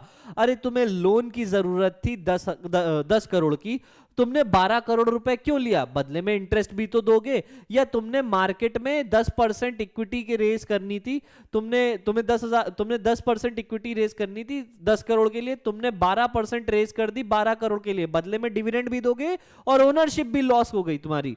तो ये क्या कह रहा है कि हमेशा पैसे पड़े हो, नंबर 1 ऑब्जेक्टिव क्या है। दूसरा, कभी भी जरूरत से ज्यादा पैसे ना पड़ाओ क्योंकि वो फर्जी कॉस्ट पे बढ़ेगा, मेरे ऊपर लागत बढ़ेगी ही बढ़ेगी, बिजनेस पे कॉस्ट बढ़ेगी बढ़ेगी। अच्छा, फीचर्स क्या है फाइनेंशियल प्लानिंग के, अगर दिमाग में प्लानिंग याद है तो फीचर्स ऑटोमेटिकली खत्म हो जाएंगे। देखो क्या कह रहा है, सबसे पहला, it matches fund requirement with fund availability, मेरे पास कितना पैसा है और कितना पैसे की जरूरत है ना। Where we are and where we want to go, planning से रिलेट करो। आओ भाई next, it takes into account the company's growth, investment need and performance. यार जब फाइनेंशियल प्लानिंग करते हो तो तुम सारी चीजें देखते हो कि कंपनी की ग्रोथ क्या हो रही है ना, हमने इन्वेस्टमेंट नीड्स क्या है हमारी, हम फिक्स एसेट करंट एसेट्स कितना इन्वेस्टमेंट करना है आगे चल के, और हमारी current performance current profit EBITDA क्या चल रहा है, ठीक है। अच्छा इसमें क्या होता है, जब हम फाइनेंशियल प्लानिंग कर रहे हैं तो हमने करंट एसेट फिक्स एसेट सबकी बात कर ली, इन्वेस्टमेंट का मतलब ही यही हो गया, दोनों की बात हो रही, लॉन्ग टर्म शॉर्ट टर्म। तो इसमें दो चीजें आती है, वो क्या है, एक लॉन्ग टर्म प्लानिंग, एक शॉर्ट टर्म प्लानिंग। हम लॉन्ग टर्म प्लानिंग को रिलेट करते हैं कैपिटल एक्सपेंडिचर और एक्सपेंशन से, शॉर्ट टर्म प्लानिंग को इंक्लूड करते हैं बजट से। बजट जो साल का एक बनता है, एक साल का एक बजट, हर डिपार्टमेंट का एक बजट। कैपिटल एक्सपेंडिचर जो कई लॉन्ग टर्म में 5 साल में एक बार किए जाए, फैक्ट्री लगा रहे हो हर साल थोड़ी लगाओगे, तो ये कैपिटल एक्सपेंडिचर का पार्ट है जिसे हम क्या कहते हैं, केपेक्स। तो ये भी फाइनेंशियल प्लानिंग का ही हिस्सा है। तो फाइनेंशियल प्लानिंग भी लॉन्ग टर्म की होती है, शॉर्ट टर्म की होती है। हम आने वाले 10 साल के लिए भी एक फाइनेंशियल प्लान खींचते हैं, और एक साल में किस तरीके से बिजनेस रन करना है इसके लिए भी हम प्लानिंग करके चलते हैं। Clear? Budget is also one of the type of plan जो हमने मैनेजमेंट में कवर कर रखा था। नेक्स्ट टॉपिक पे आते हो, इसके क्या कह रहा है, time frame in financial planning. कितना टाइम है फाइनेंशियल प्लानिंग में, हम क्या टाइम रखते हैं, हमने डिस्कस कर लिया है। वैसे तो 3 से 5 साल के लिए होता है, लॉन्गर पीरियड के लिए भी हो सकता है, बट जितना लॉन्गर पीरियड के लिए फाइनेंशियल प्लानिंग रखोगे उतनी लेस एक्यूरेट होगी, क्योंकि मार्केट कंडीशंस आर डायनामिक। तुम नहीं जानते कि बिजनेस के फेवर में रहेंगी तुम्हारी मार्केट कंडीशंस की नहीं रहेंगी। हो सकता है ट्रंप जैसा आदमी आ जाए जो तुम्हारे बिजनेस की लगाने को तुला रहे, तुम क्या कर लोगे? इसलिए तुमने प्लानिंग भले ही 10 साल के लिए करी थी, बीच में syllabus out of syllabus mister Trump आ गए, लो हो गई ऐसी तैसी। ठीक, तो क्या है, बजट्स। बजट रिप्रेजेंट करते हैं short term detailed financial plan जो कि लेस देन 1 ईयर के लिए होता है, ये हमने बता दिया है। आगे बढ़ते भाई, नेक्स्ट कह रहा है what is the importance of financial planning. कितनी है, देखो 7 है। Number 1, it helps in forecasting future situation. दूसरा, it avoids business shocks and surprises. Business shocks and surprises, business shock and surprises क्या होता है, सपोज कोविड आ गया लेकिन तुमने पहले ही से प्लानिंग कर रखी थी, तुमने रिजर्व्स बना रखे थे, ठीक है। अचानक से इंटरेस्ट रेट बढ़ गए, तुमने पहले ही से प्लानिंग कर रखी थी, तुम्हारे पास ऑलरेडी रिजर्व था जो कुशन की तरह काम कर रहा था। Next, coordinating various business functions. अरे जब फाइनेंशियल प्लानिंग करते हो तो तुम बजट बनाते हो, उस बजट में तुम प्लानिंग, उस बजट में क्या होता है, तुम हर एक डिपार्टमेंट का एक नॉर्मल बजट लेके चलते हो कि भाई मार्केट एंड रिसर्च का इतना है, फाइनेंस डिपार्टमेंट का बजट एक सम ऑफ मनी है, प्रोडक्शन डिपार्टमेंट का इतना है, रिसर्च का इतना है, मार्केटिंग, अलग अलग डिपार्टमेंट, एचआर का बजट इतना है। तो पहले ही तुमने ये डिसाइड करके रखा है कि इसका कितना बजट है। It helps the business in coordinating different department, coordination, achieve coordination between different department. Reducing wastage, duplication and gaps. How financial planning helps in reducing waste, duplication and gap. यार जब तुमने ये चीज पहले ही डिसाइड कर रखी है, 3 पॉइंट थे फाइनेंशियल प्लानिंग के, एस्टिमेशन ऑफ फाइनेंस, कितने जरूरत है, यूटिलाइजेशन, कहां लगाओगे, जो आएगा वो किस में बांटोगे, distribution. That is why it is called as a financial blueprint. किस वक्त किस जगह कितना खर्चा होना है, अगर ये चीज क्लियर है तो किस बात का नुकसान, अगर ये नहीं पता होगा तो तुम अननेसेसरली किसी ना किसी वक्त पैसा उड़ाते रहोगे जिसका कोई प्रॉफिटेबिलिटी पे इंपैक्ट नहीं होगा, उल्टा नुकसान हो जाएगा। इंपैक्ट होगा लेकिन नेगेटिव इंपैक्ट होगा। सो फाइनेंशियल प्लानिंग का एक इंपॉर्टेंट पॉइंट क्या है, अगर आपने पहले ही से तैयार करके रखा है अपनी सारी जरूरतों को तो तुम्हारा पैसा वेस्ट नहीं होगा। ऐसा भी नहीं होगा कि एक ही चीज के लिए 2 बार पैसा लगा रहे हो तुम, और there are no gaps. Linking present with future, ये तो एक प्लानिंग का कैरेक्टरिस्टिक्स है। Linking investment and financing decision. अच्छा ये कैसे हुआ, इन्वेस्टमेंट में तुमने पता किया कि फिक्स्ड एसेट और करंट एसेट्स, दो long term short term needs के बारे में बात करी। दूसरा, अब ये लॉन्ग टर्म नीड्स और शॉर्ट टर्म नीड्स कहां से पूरी होंगी, क्या डेट से पैसा उठाओगे कि इक्विटी से पैसा उठाओगे, है ना। तो इसमें क्या हो गया, एस्टिमेशन, यूटिलाइजेशन। यूटिलाइजेशन मतलब फिक्स्ड एसेट, करंट एसेट्स कहां से आ रहा है, किधर लगेगा, ठीक। फैसिलिटेटिंग परफॉर्मेंस इवैल्यूएशन, इसका मतलब होता है फैसिलिटेटिंग परफॉर्मेंस इवैल्यूएशन। अगर आपने साल भर बिना किसी दिक्कतों के बिजनेस किया, यानी आपका फाइनेंशियल प्लान अच्छा था। और अगर हर्डल्स आए हैं तो आपके फाइनेंशियल प्लान में कुछ ना कुछ कमी थी। क्लियर? ये हो गया परफॉर्मेंस इवैल्यूएशन। आओ भाई, what are the benefits cover कर लेते हैं। हालांकि ये सारी चीजें हमने एक बार देख ली है। क्या कह रहा है फोरकास्टिंग में? रिटेल, एक एग्जांपल दिया गया है, कह रहा है retail store plans inventory for 10%, 20% and 30% festive sales growth। कह रहा है भाई हम अपनी इन्वेंट्री उस हिसाब से रखेंगे, जैसे जैसे सीजन आ रहा है वैसे वैसे इन्वेंट्री बढ़ेगी। ऑन सीजन ज्यादा इन्वेंट्री, ज्यादा पैसे की जरूरत, ऑफ सीजन कम इन्वेंट्री, कम पैसे की जरूरत। Avoiding shocks, a hotel avoid cash crunch during off season by planning cash flow. दूसरा क्या कह रहा है? Coordinating, a car company increases production only after finance confirm budget availability, यानी फाइनेंस डिपार्टमेंट और प्रोडक्शन डिपार्टमेंट दोनों मिलके काम कर रहे हैं। तीसरा रिड्यूसिंग वेस्ट, जो भी जरूरी नहीं लग रहा है उसे हटाते जाओ, जो भी मेरे बिजनेस में जरूरी नहीं है उसे हटाना। तो ये क्या रहा है? Eliminating inefficiencies and redundancies in resource allocation. Next, linking present, ये भी मैंने बता दिया। Startup limits current expenses to save fund for future expansion. उसने क्या किया? अब एक स्टार्टअप है, जैसे फॉर एग्जांपल उसने अभी खर्चे कम किए ताकि वो फ्यूचर में ग्रोथ कर सके। ठीक। लिंकिंग प्रेजेंट, लिंकिंग डिसीजन, ये वन वे और अनदर सेम है। परफॉर्मेंस इवैल्यूएशन क्या कह रहा है? Assessing financial performance against set targets. Evaluation का मतलब ही क्या है? मैंने भी बताया कि अगर आपके बिजनेस में सारे काम ढंग से हो गए तो भाई आपका बिजनेस अच्छा था, स्टैंडर्ड अच्छा था, आपने फाइनेंशियल प्लानिंग में जो स्टैंडर्ड्स थे वो सही सेट किए थे। और अगर हर्डल्स आए हैं यानी कि क्या है? आपका फाइनेंशियल प्लान अच्छा नहीं था। ये हो गया मेरा फाइनेंशियल प्लानिंग के बेनिफिट्स। आओ भाई, नेक्स्ट टॉपिक आता है हमारा capital structure, fixed and working capital. तो देखो कैपिटल स्ट्रक्चर मैंने बता दिया है कि अगर कोई कंपनी 100 करोड़ रुपए की है तो वो 100 करोड़ रुपए की जो कैपिटल है उसमें दो हिस्से होंगे। कुछ पैसा खुद से लगाया गया होगा जिसे कहेंगे ओनर्स फंड, और कुछ पैसा बाहर से लिया गया होगा जिसे कहेंगे बोरोड फंड। क्या कहेंगे? Borrowed fund. तो जो पैसा खुद से लगाया है उसे इक्विटी, और जो बाहर से लिया है उसे डेट। अब कितना पैसा बाहर से लिया है, कितना खुद से लगाया है, इस चीज का जो प्रपोर्शन है वो कैपिटल एक्सपेंडिचर होता है, कैपिटल स्ट्रक्चर होता है कि 60% 60 CR खुद से है और 40 CR यानी 40% हमने बाहर से लिया है। अच्छा, ये जानना क्यों जरूरी है कि किसी भी कंपनी का कैपिटल स्ट्रक्चर क्या कह रहा है ना यार? ये जानना इसलिए जरूरी होता है क्योंकि ये आपकी रिटर्न्स पे इंपैक्ट करता है। क्या ये जरूरी है सर कि कोई कंपनी जिसने ज्यादा डेट लिया हो वो बुरी है एज कंपेयर टू वो कंपनी जिसने कम डेट लिया हो और इक्विटी में ज्यादा रखा है? यार देखो, सारी चीजें डिपेंड करती हैं तुम्हारी रिटर्न्स पे। अब एक कंपनी है जिसके रिटर्न्स तगड़े आ रहे हैं, जो अच्छा कमा रही है, लेकिन उसने डेट ज्यादा ले रखा है, तो वो अपने डेट को क्या बोलते हैं, चूज करके पे कर रही है। It choose debt over equity. क्यों? ताकि भाई कौन अपनी ओनरशिप बेचे। अब कोई कंपनी है जिसने डेट का प्रोपोर्शन कम रखा है, इक्विटी का ज्यादा, लेकिन रिटर्न कम है, तो फायदा क्या? तो कई बार बैलेंस मेंटेन करना जरूरी होता है।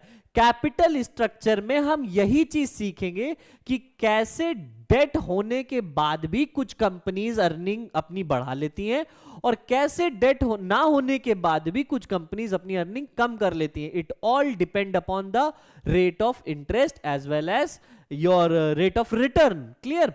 आगे देखेंगे इसका एक फिनोमिना कैसे काम करता है। तो पहले देख लो क्या कह रहा है। कह रहा है capital structure, fixed and working capital. क्या है ये?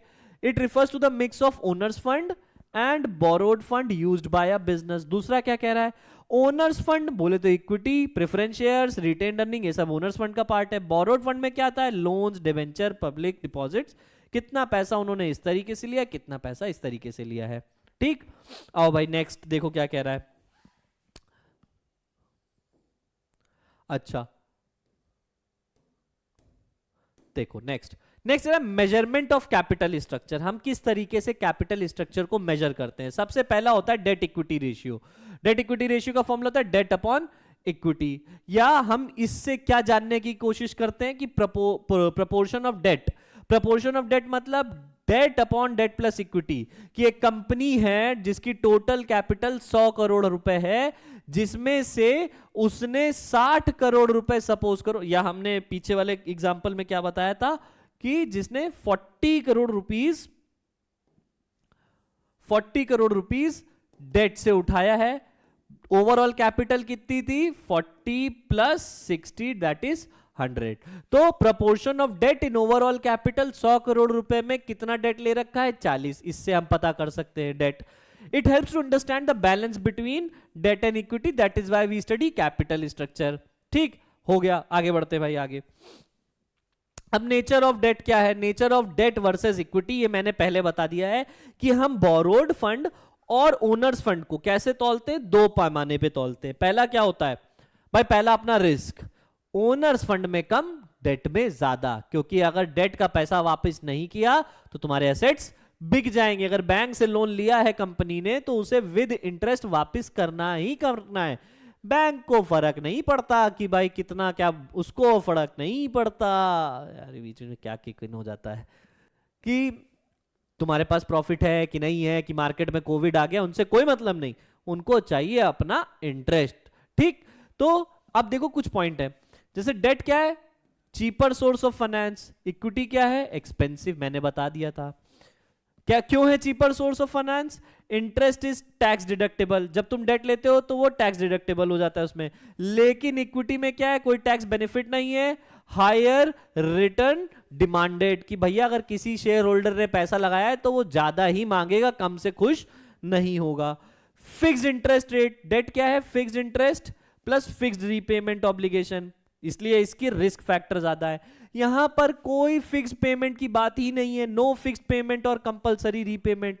प्रॉफिट हुआ तो देंगे, नहीं हुआ तो नहीं देंगे। ठीक, इंक्रीज्ड फाइनेंशियल रिस्क, जब डेट लेते जाते हो तो फाइनेंशियल रिस्क बढ़ता जाता है, यहां पर कोई रिस्क नहीं बढ़ रहा। समझ में आया राजू? आगे बढ़ो।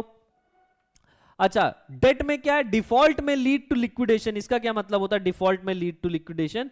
अरे यार, इंक्रीज्ड फाइनेंशियल रिस्क का मतलब ही इसी से है कि अगर तुमने डेट नहीं चुकाया तो तुम्हारी कंपनी बिक जाएगी, हर एक चीज बिकेगी, उसके बदले कैश निकलेगा।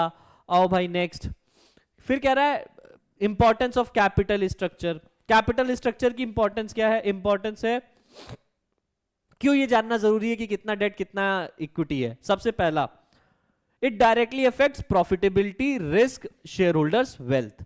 यानी क्या है? Earning per share. Share holders wealth मतलब earning per share. Capital structure से तुम्हारी ईपीएस पे इंपैक्ट पड़ता है। पूरे फाइनेंशियल मैनेजमेंट का एक ही गोल कि भैया शेयर होल्डर की वेल्थ कभी कम नहीं होनी चाहिए। दूसरा, optimal capital structure is equals to mix of debt and equity that maximise share holders shares value. एक अच्छा कैपिटल स्ट्रक्चर वही होता है जिसमें डेट और इक्विटी का प्रपोर्शन ऐसा हो कि वो आने वाले टाइम पे तुम्हारी कंपनी के शेयर के प्राइसेस धड़ाधड़ बढ़ाता चला जाए। आई होप यहां तक समझ में आ गया होगा। Moving on to the next topic, what is financial leverage? Important, फंसेगा। इसी के अंदर एक सब टॉपिक आता है फाइनेंशियल लिवरेज। लिवरेज मतलब टू हैव एन एडवांटेज, इसको बोलते हैं ट्रेडिंग ऑन इक्विटी।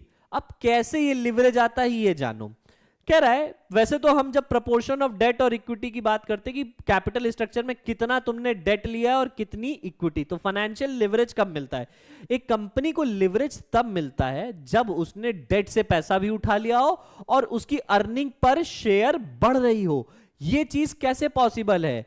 जब इंटरेस्ट पेमेंट, जो तुमने डेट लिया है, interest payment is less than rate of return. Rate of return, तुमने डेट लिया, एक कंपनी ने डेट लिया जिसपे उसको ब्याज देना है 20%, लेकिन उस डेट को उसने इस तरीके से इस्तेमाल किया कि उसको रिटर्न आ रहा है 50%। तो भाई इस केस में क्या होगा?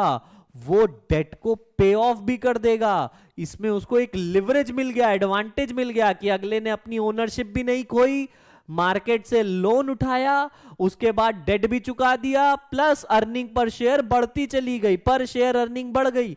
तो ये होता है फाइनेंशियल लिवरेज। फॉर्मूला क्या होता है लिवरेज का? वही जो हमने पढ़ा, डेट अपॉन इक्विटी और debt upon debt plus equity. More leverage, lower cost of fund, cheaper debt but higher financial risk. क्या कह रहा है कि जितना ज्यादा लिवरेज लोगे तुम, डेट लिवरेज हो मतलब तुमने डेट उठाया, डेट उठाया तो डेट का जो होता है हिसाब किताब तुम्हें पता है कि cost of debt is low but risk ज्यादा। डेट के साथ यही है, अगर तुम डेट उठा रहे हो, बोरोड फंड है, तो क्या है, कॉस्ट कम, सॉरी हाँ, cost of raising fund is low but the risk is high. लेकिन लिवरेज कब मिलेगा? जब तुम इंटरेस्ट पेमेंट से ज्यादा कमा डालो उस पैसे से।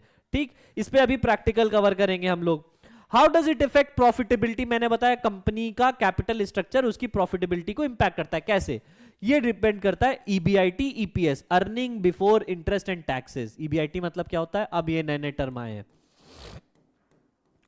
Earning before interest and taxes. और ईपीएस क्या होता है हमारा? Earning per share.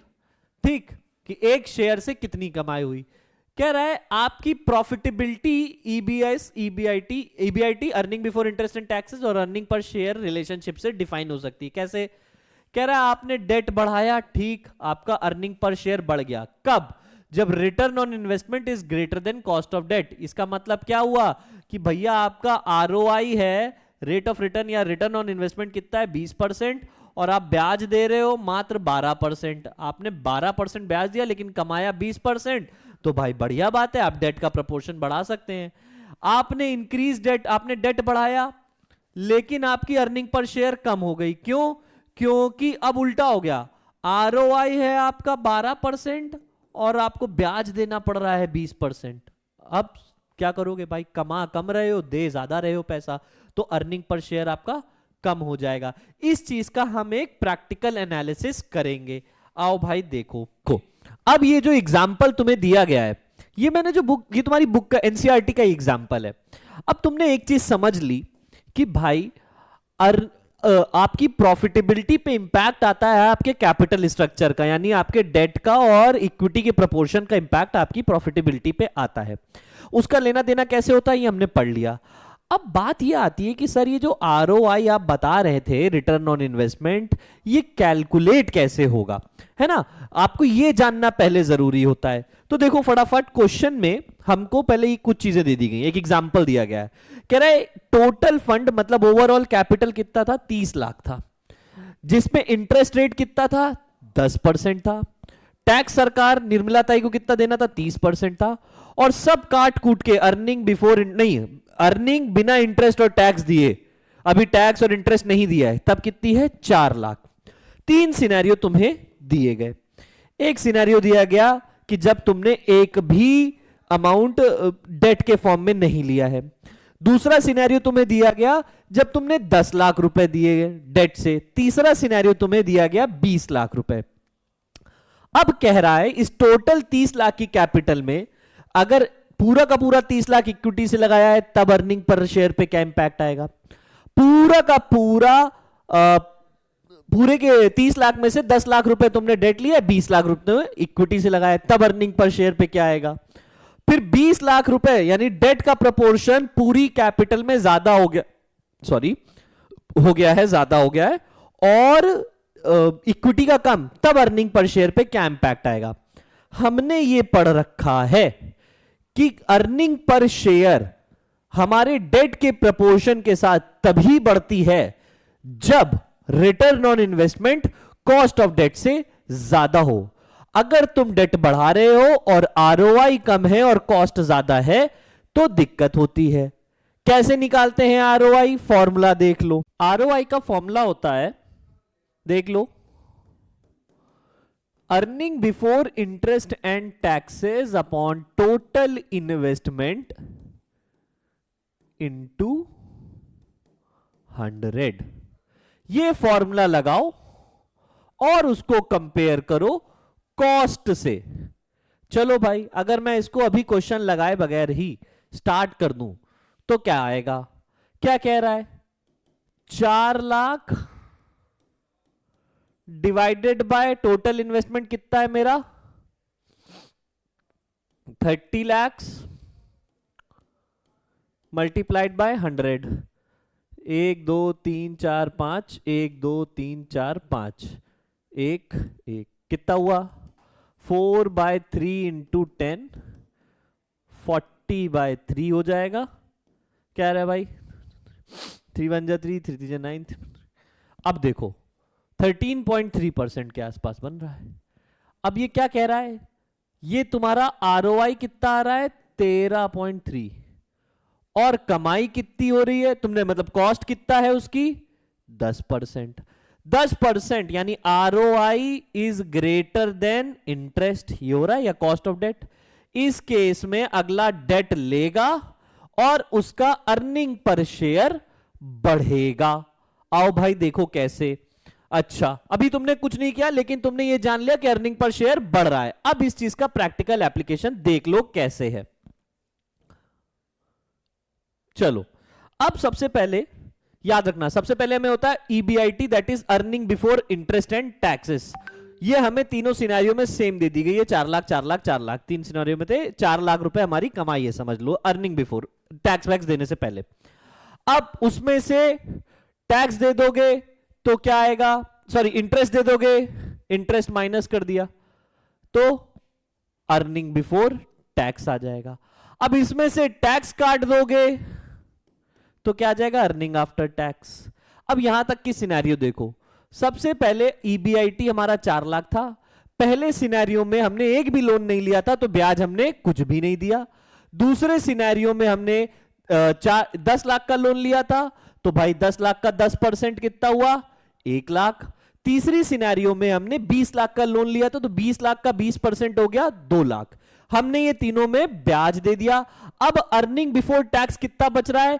एक में आ रहा है 4 लाख, एक में आ रहा है 3 लाख, एक में आ रहा है 2 लाख। ठीक भाई, मान ली तुम्हारी बात। अब उसके बाद वो ये कह रहा है कि टैक्स दे दो। तो भाई ये तो हमने ब्याज दिया है, अब सरकार निर्मलताई का हिस्सा दे दिया, टैक्स काट दिया। लो भाई टैक्स काट देते हैं। टैक्स कितना था भाई? 30% ऑफ योर इनकम। तो 4 लाख था, इसका 30% कितना हुआ? 4 लाख का 30% 1,20,000, 3 लाख का 30% 90,000, 2 लाख का 30% 60,000। माइनस कर दिया भाई, कितना आया? 4 लाख में से 1 20 गया 280, 3 लाख में से 90 गया 210, 2 लाख में से 60 गया 140। अब कुल मिला के ये जो तुम्हारे पास आदमी पैसा आया है ये है तुम्हारा हिस्सा। इसमें एक्चुअल में ओनर को जो मिलेगा मिलेगा। अब ओनर भी एक थोड़ी है, कितने हैं? ढेर सारे हैं। तो हमें अर्निंग पर शेयर निकालनी होती है। कैसे निकालते हैं अर्निंग पर शेयर? एक फॉर्मूला होता है। क्या होता है अर्निंग पर शेयर का formula? Earning after tax divided by number of shares. कितने शेयर्स हैं? अब अगर तुम यहां आओ पीछे वाले क्वेश्चन पे देखो तो 3 सिचुएशन थी, 1 2 3। पहली सिचुएशन में डेट एक भी नहीं लिया था और टोटल फंड 30 लाख के थे। अगर एक भी डेट नहीं लिया है और 30 लाख का फंड है यानी तुमने 30 लाख का 30 लाख ओनर्स फंड से ही उठाया होगा। अब अगर तुमसे यह कह रहा है कि एक शेयर की कीमत क्या बोलते हैं हमारे 10 रुपए थी तो नंबर ऑफ शेयर्स कैसे निकलेंगे? बहुत सिंपल सी बात है। 30 लाख रुपए आए हैं, 10 रुपए का एक शेयर था तो टोटल कितने शेयर्स होंगे? 3 लाख शेयर्स। ये पहले सिनेरियो में हो गए। दूसरे सिचुएशन में क्या था? तुमने 10 लाख का डेट लिया था तो इक्विटी से कितना रेस किया होगा? 20 लाख रुपए। तो कैसे निकालोगे? 20 लाख डिवाइडेड बाय 10 कितना हुआ? 2 लाख, है ना?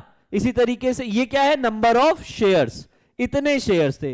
तीसरे सिनेरियो में कितना था कि तुमने 20 लाख मार्केट से डेट लिया था तो इक्विटी पे कितना रेस किया था? 10 लाख। तो भाई कितना होगा नंबर ऑफ शेयर्स तीसरे सिनेरियो में? 10 लाख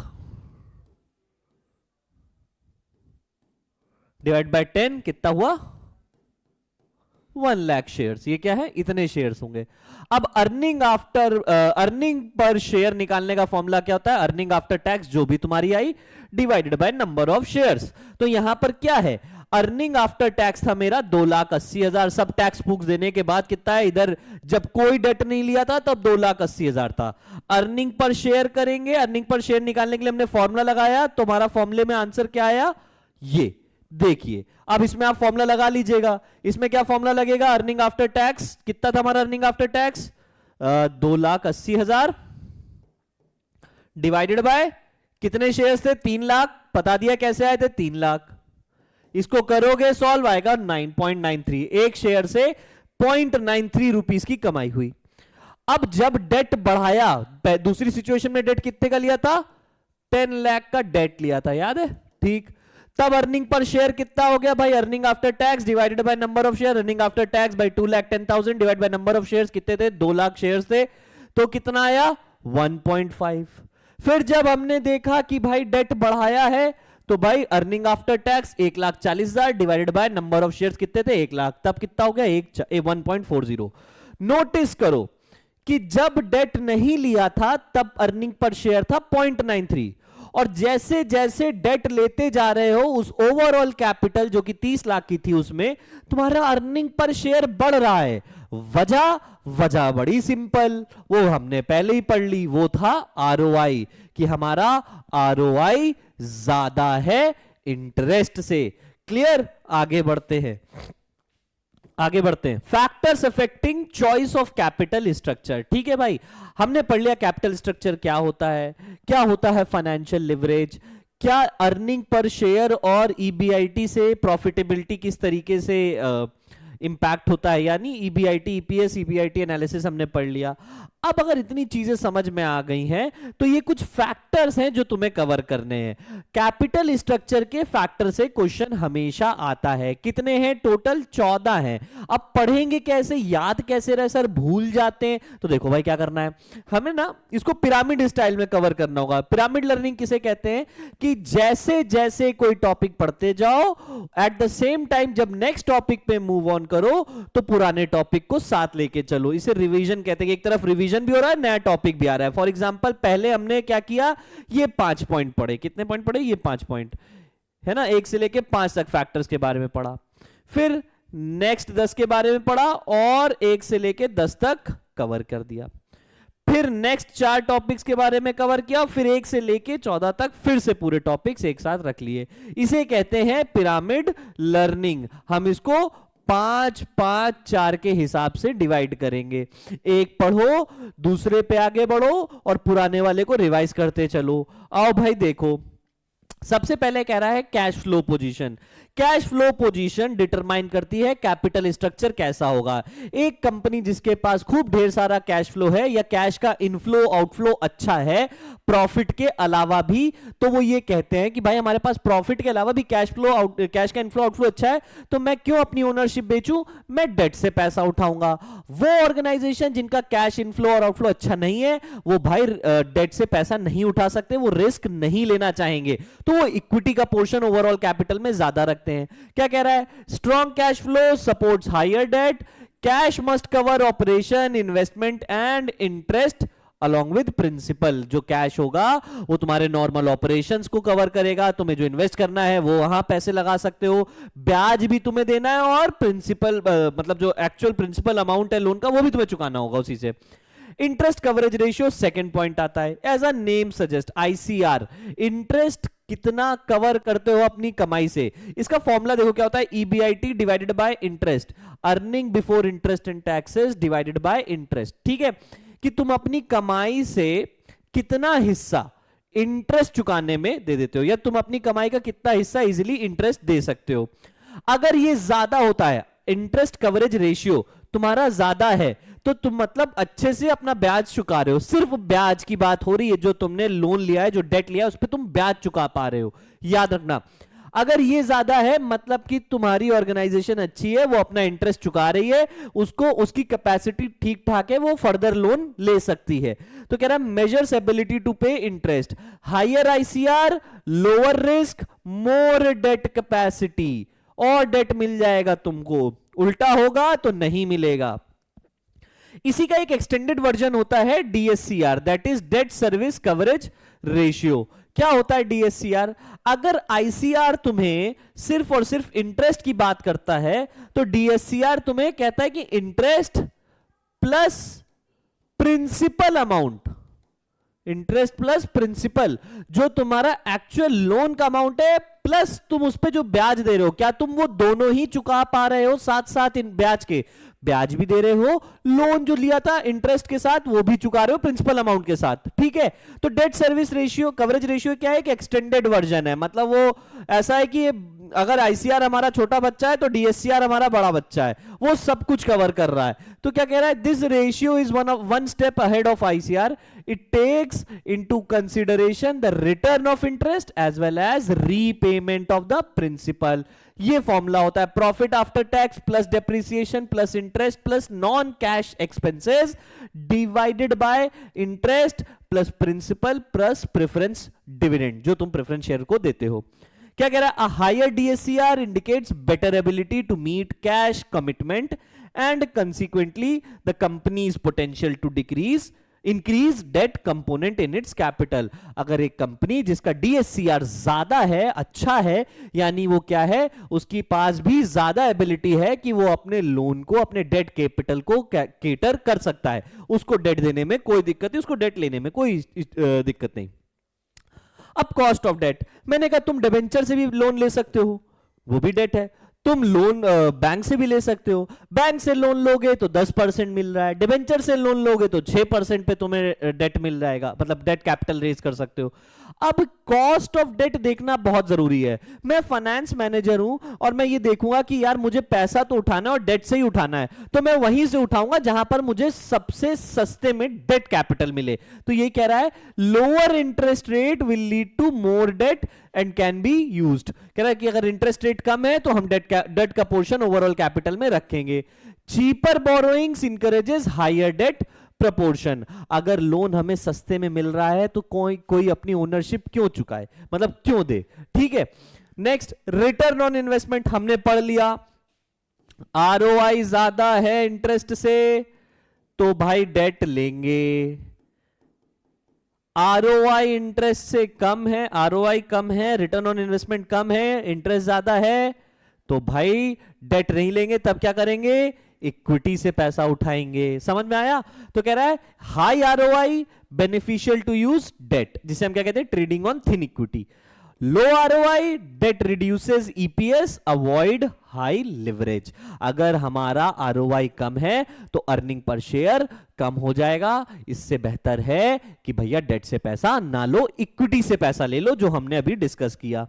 नेक्स्ट, टैक्स रेट। सबको पता है कि भाई जो हम इंटरेस्ट देते हैं वो टैक्स डिडक्टेबल होता है, लेकिन जो डिविडेंड देते हैं उस पे टैक्स डिडक्टेबल नहीं होता है, हमें टैक्स देना पड़ता है। तो अक्सर ये देखा जाता है अगर टैक्स रेट ज्यादा होते जा रहे हैं तो ऑर्गेनाइजेशन ये कहती है कि भाई यार एक काम करो, डेट से पैसा उठाओ, कम से कम टैक्स रिटर्न तो आएगा, टैक्स तो कटेगा हमारा।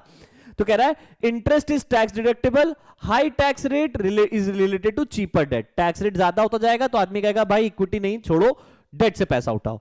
High tax rate encourages more debt financing. Next, cost of equity. Cost of equity क्या है यार? देखो ये जरूरी थोड़ी है कि तुम डेट से पैसा उठाते जा रहे हो और अर्निंग पर शेयर बढ़े ही बढ़े।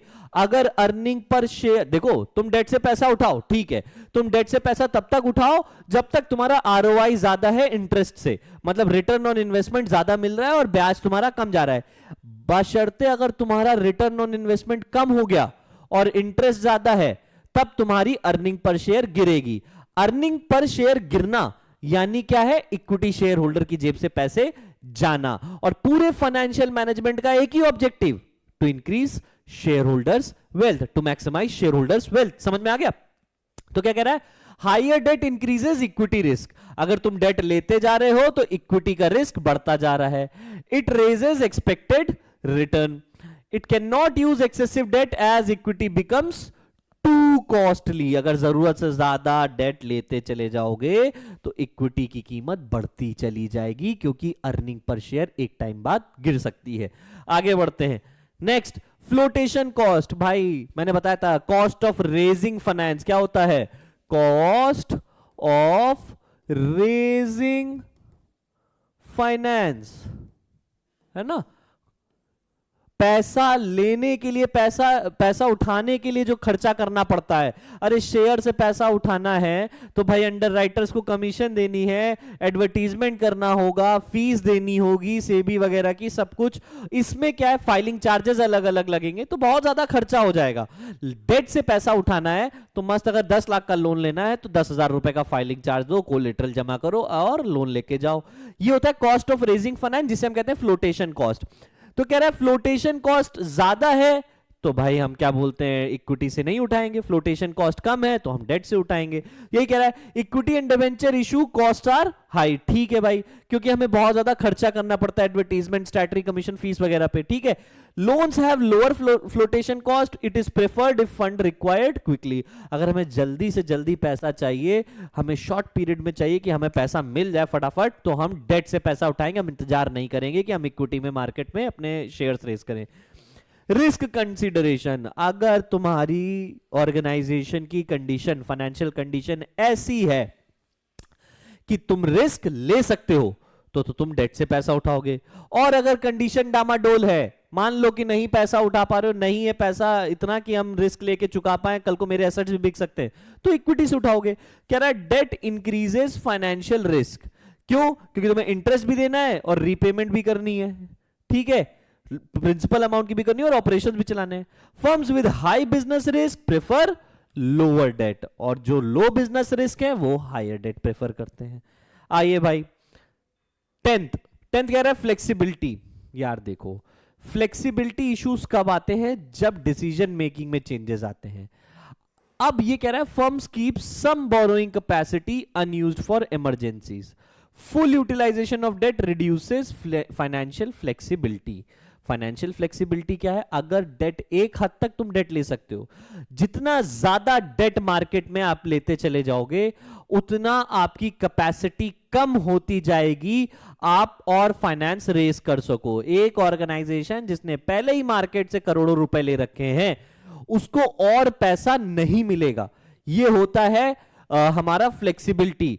आप हमेशा अपने ऑर्गेनाइजेशन में कैपिटल स्ट्रक्चर कुछ ऐसा रखना चाहोगे जहां पर आपको यह लगे कि भाई अगर मैं मार्केट में तुरंत बोलूं 10 लोग मुझे पैसा देने को राजी हो जाएं। ये तभी हो सकता है जब आपके कैपिटल स्ट्रक्चर एक बैलेंस्ड कैपिटल स्ट्रक्चर हो, ठीक है, ना जरूरत से ज्यादा डेट और ना ही जरूरत से ज्यादा इक्विटी का बैलेंस्ड प्रपोर्शन हो, ठीक है। तो कह रहा है firms keep some borrowing capacity unused for emergencies. कुछ कैपेसिटी फर्म्स जो होती हैं अपनी, वो अपनी बोरोइंग कैपेसिटी, ऐसा नहीं कि अगर मिल रहा है लोन तो लेते चले जाते हैं, कुछ ऐसा रखते हैं, कुछ प्रोपोर्शन ऐसा रखते हैं कि अगर कोई कंटिजेंसी इमरजेंसी आ गई तो भाई फटाफट लोन हमें देने को लोग राजी हो जाएं, ठीक है। अगर वो सारी ही कैपेसिटी यूटिलाइज कर देंगे तो फिर आगे चल के बड़ी दिक्कत आएगी, उनको ना चाहते हुए भी अपनी ओनरशिप बेचनी पड़ सकती है, वो भी एक अच्छे रेट पे ना निकले। Control, next point is control. अच्छा, कंट्रोल कंसीडरेशन बोले तो डिसीजन मेकिंग, वो ऑर्गेनाइजेशन जो अपना कंट्रोल डाइल्यूट नहीं करना चाहती, वो जो वोटिंग राइट्स नहीं देना चाहती, वो कहती है हम क्यों दे अपना कंट्रोल, कोई मेरे मैनेजमेंट में इंटरफेयर करेगा मुझे अच्छा नहीं लगेगा, तो वो क्या कहती हैं कि भाई हम चुपचाप क्या करते हैं, लोन से पैसा उठाएंगे। और वो जो कहती है ठीक है भाई अगर वोटिंग राइट जाते हैं तो जाएं, हम कंट्रोल डाइल्यूट करना चाहेंगे तो वो इक्विटी से पैसा उठाएंगे। तो कह रहा है debt does not dilute ownership, issuing equity reduces promoters control, debt preferred when control matters. अगर कंट्रोल मैटर करता है तुम्हारी ऑर्गेनाइजेशन में तुम्हारे लिए तो तुम इक्विटी से पैसा नहीं उठाओगे। आगे बढ़ते हैं, नेक्स्ट रेगुलेटरी फ्रेमवर्क। क्या कह रहा है रेगुलेटरी फ्रेमवर्क, रेगुलेटरी मतलब रूल्स एंड रेगुलेशन। अरे तुम डेट से पैसा उठाओ, तुम इक्विटी से पैसा उठाओ, तुम डिवेंचर से उठाओ, तुम शेयर से उठाओ, तुम प्रेफरेंस शेयर इशू करो, हमें फर्क नहीं पड़ता। हमें फर्क तब पड़ेगा जब तुम सेबी की गाइडलाइंस को नहीं फॉलो करोगे। रेगुलेटरी फ्रेमवर्क, तुम कहीं से भी किसी भी सोर्स से पैसा उठाओ, ये इंश्योर करो कि तुम सेबी की गाइडलाइंस फॉलो कर रहे हो। तो क्या कह रहा है, SEBI rules, banking norms and legal requirement affect financing choices. easier compliance is more use of that source. हम हमेशा वही सोर्स अपनाएंगे जिसमें ज्यादा कंप्लायंस, ज्यादा रेगुलेशंस ना फॉलो करनी पड़े. जितना इजी रेगुलेशन उतना ज्यादा अच्छा सोर्स ऑफ फाइनेंस, फिर वो चाहे डेट हो चाहे वो इक्विटी. देखो क्या कह रहा है, स्टॉक मार्केट कंडीशन. नेक्स्ट, यार मार्केट कंडीशन एक जैसी थोड़ी रहती है ना. मार्केट कंडीशन ऊपर नीचे जाती है, कभी मार्केट बुलिश होती है, कभी बेयरिश होती है. अब अगर सपोर्ट करो मार्केट बुलिश चल रही है, हर आदमी खरीदने में लगा पड़ा है, तो अगर अब तुमने अपने मार्केट में कंपनी ने शेयर्स रखे, खरीद लिए जाएंगे, बिक जाएंगे, अच्छे रेट पे चलेंगे. लेकिन अगर मैंने कहा कि अगर मार्केट बेयरिश चल रही है, उस सिचुएशन में जहां लोग ये कह रहे हैं कि हम लॉन्ग टर्म हम इन्वेस्टमेंट नहीं करना चाहते, हम रिस्क नहीं लेना चाहते इन शेयर्स, तो उस टाइम पे वो लोग क्या करेंगे, इन्वेस्टर्स ये चाहेंगे कि भाई हमारे एक सिक्योरिटी, हमारी कैपिटल सिक्योर्ड रहे, सेफ रहे. एक काम करो, डेट उठा लो, डेट से तुम्हारे पास रेगुलर बेसिस पे इंटरेस्ट आता रहेगा. सॉरी. तो क्या कह रहा है स्टॉक मार्केट कंडीशन, क्या कह रहा है, जब मार्केट बुल मार्केट में होती है, इक्विटी शेयर होते हैं, अट्रैक्टिव होते हैं, आप इक्विटी शेयर इशू करिए, फट से बिक जाएंगे. और अगर बेयरिश मार्केट है, तब कोई इक्विटी नहीं खरीद रहा है, तब सबको क्या चाहिए, डेट चाहिए, डिबेंचर इशू करो, तब बिकेंगे. तो क्या कह रहा है, firm prefer debt due to poor investors sentiment. Last, industry norms. Industry norms मतलब कुछ नहीं, बस इतनी सी बात है कि आप जिस भी तरीके के बिजनेस में हो, आप ये इंश्योर करोगे कि आप अपने कॉम्पिटिटर, जैसे सपोज करो आप स्टील इंडस्ट्री में हो, तो आप ये इंश्योर करोगे कि जैसे स्टील मैन्युफैक्चरर्स या स्टील इंडस्ट्री में जो भी फर्म्स हैं, उनका जो कैपिटल स्ट्रक्चर है डेट और इक्विटी का, उस हिसाब से मेरा भी होना चाहिए. अगर मैं उनके अगेंस्ट में भी जाऊंगा तो क्या हो सकता है, मेरा बैलेंस इम्प्रपोर्शनेट हो जाए या कैपिटल स्ट्रक्चर इम्प्रपोर्शनेट हो जाए. ये जरूरी नहीं है कि उनको देख के ही फॉलो करो.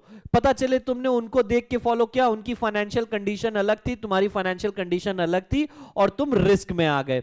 तो इंडस्ट्रियल नॉर्म्स का बेसिक मीनिंग ये है कि you can not go beyond the industry. आप इंडस्ट्री से बाहर जाके कुछ नहीं कर सकते. एक दायरा है, उस इंडस्ट्री के अंदर जो भी कैपिटल स्ट्रक्चर फॉलो कर रहे हैं, जो भी आपके कॉम्पिटिटर्स कैपिटल स्ट्रक्चर फॉलो कर रहे हैं, proportion of debt and equity, आप भी वही रखो ताकि रिस्क कम हो. तो क्या कह रहा है, firms compare there debt equity ratio with industry standards. They must adjust for own business risk before copying norms. अगर हम किसी कॉम्पिटिटर को देख के अपना, जैसा हमारा कॉम्पिटिटर है उसी हिसाब से अपना भी कैपिटल स्ट्रक्चर रखें, और बाय चांस उसकी फाइनेंशियल कंडीशन और हमारी फाइनेंशियल कंडीशन अलग है, तो भाई रिस्क हमारा है, लॉस हमारा होगा. ये हो गए हमारे 14 के 14 फैक्टर जो कैपिटल स्ट्रक्चर को इंपैक्ट करते हैं. टॉपिक थोड़ा बड़ा था लेकिन आएगा ही आएगा. अगर आप चाहो तो इसका एक फ्लो चार्ट बना के इसको समझ सकते हो. ठीक है, आगे बढ़ते हैं. नेक्स्ट, अब कैपिटल स्ट्रक्चर से दो टॉपिक निकल के आते हैं, एक फिक्स्ड कैपिटल और एक वर्किंग कैपिटल. ये बहुत इजी टॉपिक है, हमने पढ़ रखा है. फिक्स्ड कैपिटल मतलब कैपिटल का वो हिस्सा जिससे तुम fixed asset, organisation fixed asset खरीदती है. वर्किंग कैपिटल मतलब कैपिटल का वो हिस्सा जिससे ऑर्गेनाइजेशंस नॉर्मल ऑपरेशंस या स्मूथ वर्किंग के लिए करंट एसेट्स में इन्वेस्ट करती है. तो ये हो गए हमारे फिक्स्ड और वर्किंग कैपिटल. अब इनके फैक्टर्स कवर करेंगे. फिर भी देख लो, कह रहा है मीनिंग ऑफ फिक्स्ड कैपिटल क्या है, investment in long term assets like land, plant, equipment. What kind of decisions involve. सबसे पहले कह रहा है अगर तुम्हें कुछ परचेज करना है, एक्सपेंशन करना है, मॉडर्नाइजेशन करना है एसेट्स का, तो तुम्हारे फिक्स्ड कैपिटल वाले डिसीजंस आएंगे. ये लॉन्ग टर्म प्रोजेक्ट, R&D और एडवर्टीजमेंट कैंपेन के लिए लगता है. जो पैसा इन सब में लगे वो फिक्स कैपिटल का हिस्सा है. ये हमने पहले भी कवर कर रखा है. जो इंपॉर्टेंस कवर कर रहे थे ना फिक्स कैपिटल इन्वेस्टमेंट डिसीजन में, हमने दो डिसीजंस पढ़े थे, एक कैपिटल बजटिंग जो लॉन्ग टर्म होते हैं और एक शॉर्ट टर्म वाले जो वर्किंग कैपिटल को इंपैक्ट करते हैं. ठीक है, ये समझ लो उसी का एक्सटेंडेड वर्जन आ गया है. आओ भाई, वर्किंग कैपिटल क्या होगा, डे टू डे खर्चा निकालने के लिए जो भी पैसा लगे. तो कह रहा है working capital refers to the capital of business used in day to day activities. दो मेन कॉन्सेप्ट आते हैं वर्किंग कैपिटल के, एक ग्रॉस वर्किंग कैपिटल, एक नेट वर्किंग कैपिटल. भाई ग्रॉस वर्किंग कैपिटल में हम सिर्फ और सिर्फ करंट एसेट्स को लेते हैं कि भैया इतना पैसा मेरे रोजमर्रे के चीजों में जाएगा, current assets. Net working capital में क्या होता है, नेट डब्ल्यूसी में हम करंट एसेट्स के साथ साथ करंट लायबिलिटीज को भी कंसीडर करते हैं. वो होता है नेट वर्किंग कैपिटल कि भाई एक साल में हमें इतना पैसा इन कैश करना और एक साल में इतना पैसा लोगों को देना भी है. Current assets minus current liabilities net working capital represent करता है। ग्रॉस वर्किंग कैपिटल सिर्फ और सिर्फ हमारे करंट एसेट्स को रिप्रेजेंट करता है। That is it. अब इनके दो फैक्टर्स हैं, वो फटाफट कवर कर लो। देखो क्या कह रहा है, factors affecting requirement of fix capital कितने हैं, 1 2 3 4 5 6 7। देखें और भी हैं? नहीं, बस। क्या कह रहा है, सबसे पहले नेचर ऑफ बिजनेस। भाई मैन्युफैक्चरिंग बिजनेस है, ज्यादा वर्किंग कैपिटल, ट्रेडिंग बिजनेस है, कम वर्किंग कैपिटल। अब तुम अगर, मैंने कहा तुम एक मैन्युफैक्चरिंग यूनिट खोल रहे हो, फैक्ट्री लगानी पड़ेगी, उसमें तुम्हें क्या बोलते हैं प्रोडक्ट बनाना है, उसे डिलीवर करना है, ज्यादा पैसा लगेगा, ज्यादा रॉ मटेरियल लगेगा, तो वर्किंग कैपिटल में भूल गया, ज्यादा फिक्स कैपिटल लगेगी। लेकिन अगर एक सर्विस सेक्टर में हो, सपोज तुम्हारी कंसल्टेंसी फर्म है, तो क्या तुम्हें कोई मशीन खरीदनी है? नहीं, तुम्हें बस एक सेटअप चाहिए, ऑफिस सेटअप, और उसके बाद तुम अपनी कंसल्टेंसी फर्म स्टार्ट कर सकते हो। तो मैन्युफैक्चरिंग में ज्यादा फिक्स कैपिटल है एज कंपेयर टू ट्रेडिंग। दूसरा कह रहा है स्केल ऑफ ऑपरेशंस। भाई अगर एक, मैंने कहा एक बिजनेस है तुम्हारा जो क्या बोलते हैं एक पर्टिकुलर स्टेट में ही है, और एक बिजनेस है जो ऑल ओवर इंडिया फॉलो हो रहा है, या एक बिजनेस है जो इंडिया में हो रहा है और एक बिजनेस इंडिया प्लस ओवरसीज भी हो रहा है। तो भाई अगर स्केल ऑफ ऑपरेशन ज्यादा है तो फिक्स कैपिटल भी ज्यादा है, स्केल ऑफ ऑपरेशंस लिमिटेड है तो फिक्स कैपिटल भी लिमिटेड है। Next, technology. अगर कैपिटल इंटेंसिव टेक्नोलॉजी से प्रोडक्शन कर रहे हो, यानी मशीनरी का इस्तेमाल ज्यादा कर रहे हो, तो भाई ज्यादा पैसा लगेगा और फिक्स एसेट ज्यादा है। लेबर इंटेंसिव टेक्नोलॉजी का इस्तेमाल कर रहे हो तो कम पैसा लगेगा, वर्किंग कैपिटल ज्यादा है लेकिन। ठीक है, तो capital intensive will lead to more fund, that is requirement of fix capital will be high. Growth prospect. आने वाले सालों में तुम एक नई फैक्ट्री लगाना चाह रहे हो, अब आने वाले सालों में एक नई फैक्ट्री लगाना चाह रहे हो तो ज्यादा पैसा लगेगा ना, उसके लिए पैसा भी तो लाओगे अलग से, तो भाई ठीक है, फिक्स कैपिटल रिक्वायरमेंट तुम्हारी बढ़ जाएगी। Expansion needs higher capital. Diversification. अभी तुम सिर्फ एक प्रोडक्ट बना रहे थे, अब तुमने कहा कि ठीक है हम अपने प्रोडक्ट को डाइवर्सिफाई करेंगे। अब जैसे फॉर एग्जांपल मैंने कहा तुम पहले क्लोथिंग ब्रांड थे, अब तुमने कहा कि हम फुटवेयर में भी जाएंगे, फिर तुमने कहा कि हम कॉस्मेटिक्स में भी जाएंगे, फिर तुमने कहा हम प्रॉपर्टी भी बेचेंगे। अरे यार, एक बिजनेस में थे तो लिमिटेड फिक्स कैपिटल थी, जैसे जैसे डाइवर्सिफाई करोगे, डिफरेंट प्रोडक्ट्स लाइन में जाओगे, तो तुम्हारी रिक्वायरमेंट भी बढ़ती चली जाएगी, है ना भाई। Next, financing alternatives. Financing alternatives का मतलब क्या है, जैसे सपोज करो तुम्हें मशीन खरीदनी है बाहर से, अगर मैंने कहा कि वो चीज तुम्हें, एक कोई मशीन है तुम्हारी फैक्ट्री में लगनी है जिसकी कीमत 10 करोड़ रुपए है, अब वो मशीन तुम्हें अगर लीज पे मिल जाएगी, अगर 10 करोड़ रुपए लगेंगे, अगर तुम्हें खरीदना है तो 10 करोड़ रुपए देना है, और लीज पे खरीदना है, लीज पे मिलेगी, 5 साल की लीज पे मिलेगी, तुम्हें 1 करोड़ रुपए देना पड़ेगा, 5 साल के लिए 1 करोड़ रुपए। तो तुम कहोगे यार बढ़िया है, मैं तो लीज पे ले लूंगा, अगर मैं 10 करोड़ रुपए नहीं खर्चा कर सकता, खरीद नहीं सकता हूं, तो लीज पे ले लूंगा, रेंट कर लूंगा एक तरीके से, ये समझ लो। तो अगर फाइनेंसिंग ऑप्शंस अवेलेबल हैं तो तुम भाई फिक्स एसेट खरीदते हो। अरे भाई तुम वही लोग देखो, एप्पल ने शायद मेरे हिसाब से अभी रिसेंटली मैंने सुना था ईएमआई ऑप्शन अपने प्रो मॉडल्स पे शायद बंद कर दिए हैं। क्यों कर दिए हैं? कि हर कोई ईएमआई पे ले लेता है, भले ही उसकी पेइंग कैपेसिटी हो या ना हो। तो अगर ईएमआई ऑप्शन नहीं होते तो लोग नहीं खरीदते, अब ईएमआई ऑप्शन है तो जिसका होता है कि थोड़ा लिमिट पुश कर लेंगे, सह लेंगे, थोड़ा खरीद लेंगे, ले लेते हैं। ठीक, तो ये हो गया हमारा फाइनेंसिंग ऑल्टरनेटिव्स। अगर है तो फिक्स कैपिटल में बढ़िया है। Leasing reduces needs. अगर सपोज करो अगर फाइनेंसिंग कैपिटल हमारे मैंने कहा कि ऑल्टरनेटिव्स अवेलेबल है तो ज्यादा पैसा नहीं चाहिए होगा, हम कम में काम चला लेंगे, और नहीं है तो फिर अगर काम करना ही तो पूरा पैसा देना है। तो अगर फाइनेंसिंग ऑल्टरनेटिव है तो फिक्स कैपिटल रिक्वायरमेंट कम है, फाइनेंसिंग ऑल्टरनेटिव नहीं है तो फिक्स कैपिटल रिक्वायरमेंट ज्यादा है। Last, collaboration. कोलैबोरेशंस में क्या होता है, जैसे सपोज इसका सबसे बड़ा एग्जांपल होता है एटीएम, है ना। अब आज की डेट में तुम सपोज करो तुम एचडीएफसी बैंक के यूजर हो, और अगर तुम्हें एसबीआई का एटीएम दिख जाता है तो क्या तुम पैसा नहीं निकाल सकते? एसबीआई वाले से निकाल सकते हो, या एसबीआई वाला किसी और पर्टिकुलर कमर्शियल बैंक के एटीएम से पैसा नहीं निकाल सकता? निकाल सकता। यहां पर सारे बैंक्स क्या हैं, अपने अपनी एटीएम मशीन शेयर कर रहे हैं, तो उनकी जो एटीएम की रिक्वायरमेंट होगी वो लिमिटेड होगी, वो कम होगी। समझ में आ रही मेरी बात? अगर यही बैंक कहते कि एचडीएफसी वाला सिर्फ एचडीएफसी के एटीएम से निकाल सकता है, एसबीआई वाला एसबीआई से पैसा निकाल सकता है, तो हर एक बैंक को हर एक एरिया में अपने अपने एटीएम लगाने पड़ते, तब उनकी फाइनेंशियल रिक्वायरमेंट ज्यादा होती when it comes to fix capital. ठीक है, तो कह रहा है अगर कोलैबोरेट कर सकते हो, असेट शेयर कर सकते हो, तो तुम्हारी फिक्स कैपिटल रिक्वायरमेंट कम हो जाएगी। Shared asset will reduce cost. ये हो गए हमारे factors affecting fix capital. Moving on to those factors which affect our working capital. Again लगभग थोड़ा थोड़ा सेम मिलेगा।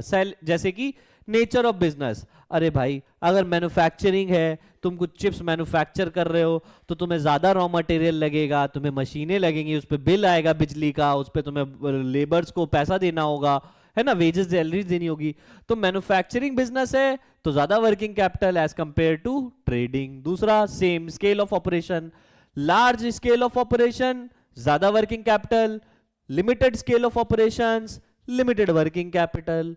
बिजनेस साइकिल का एक एग्जांपल मैं देता हूं। For example sorry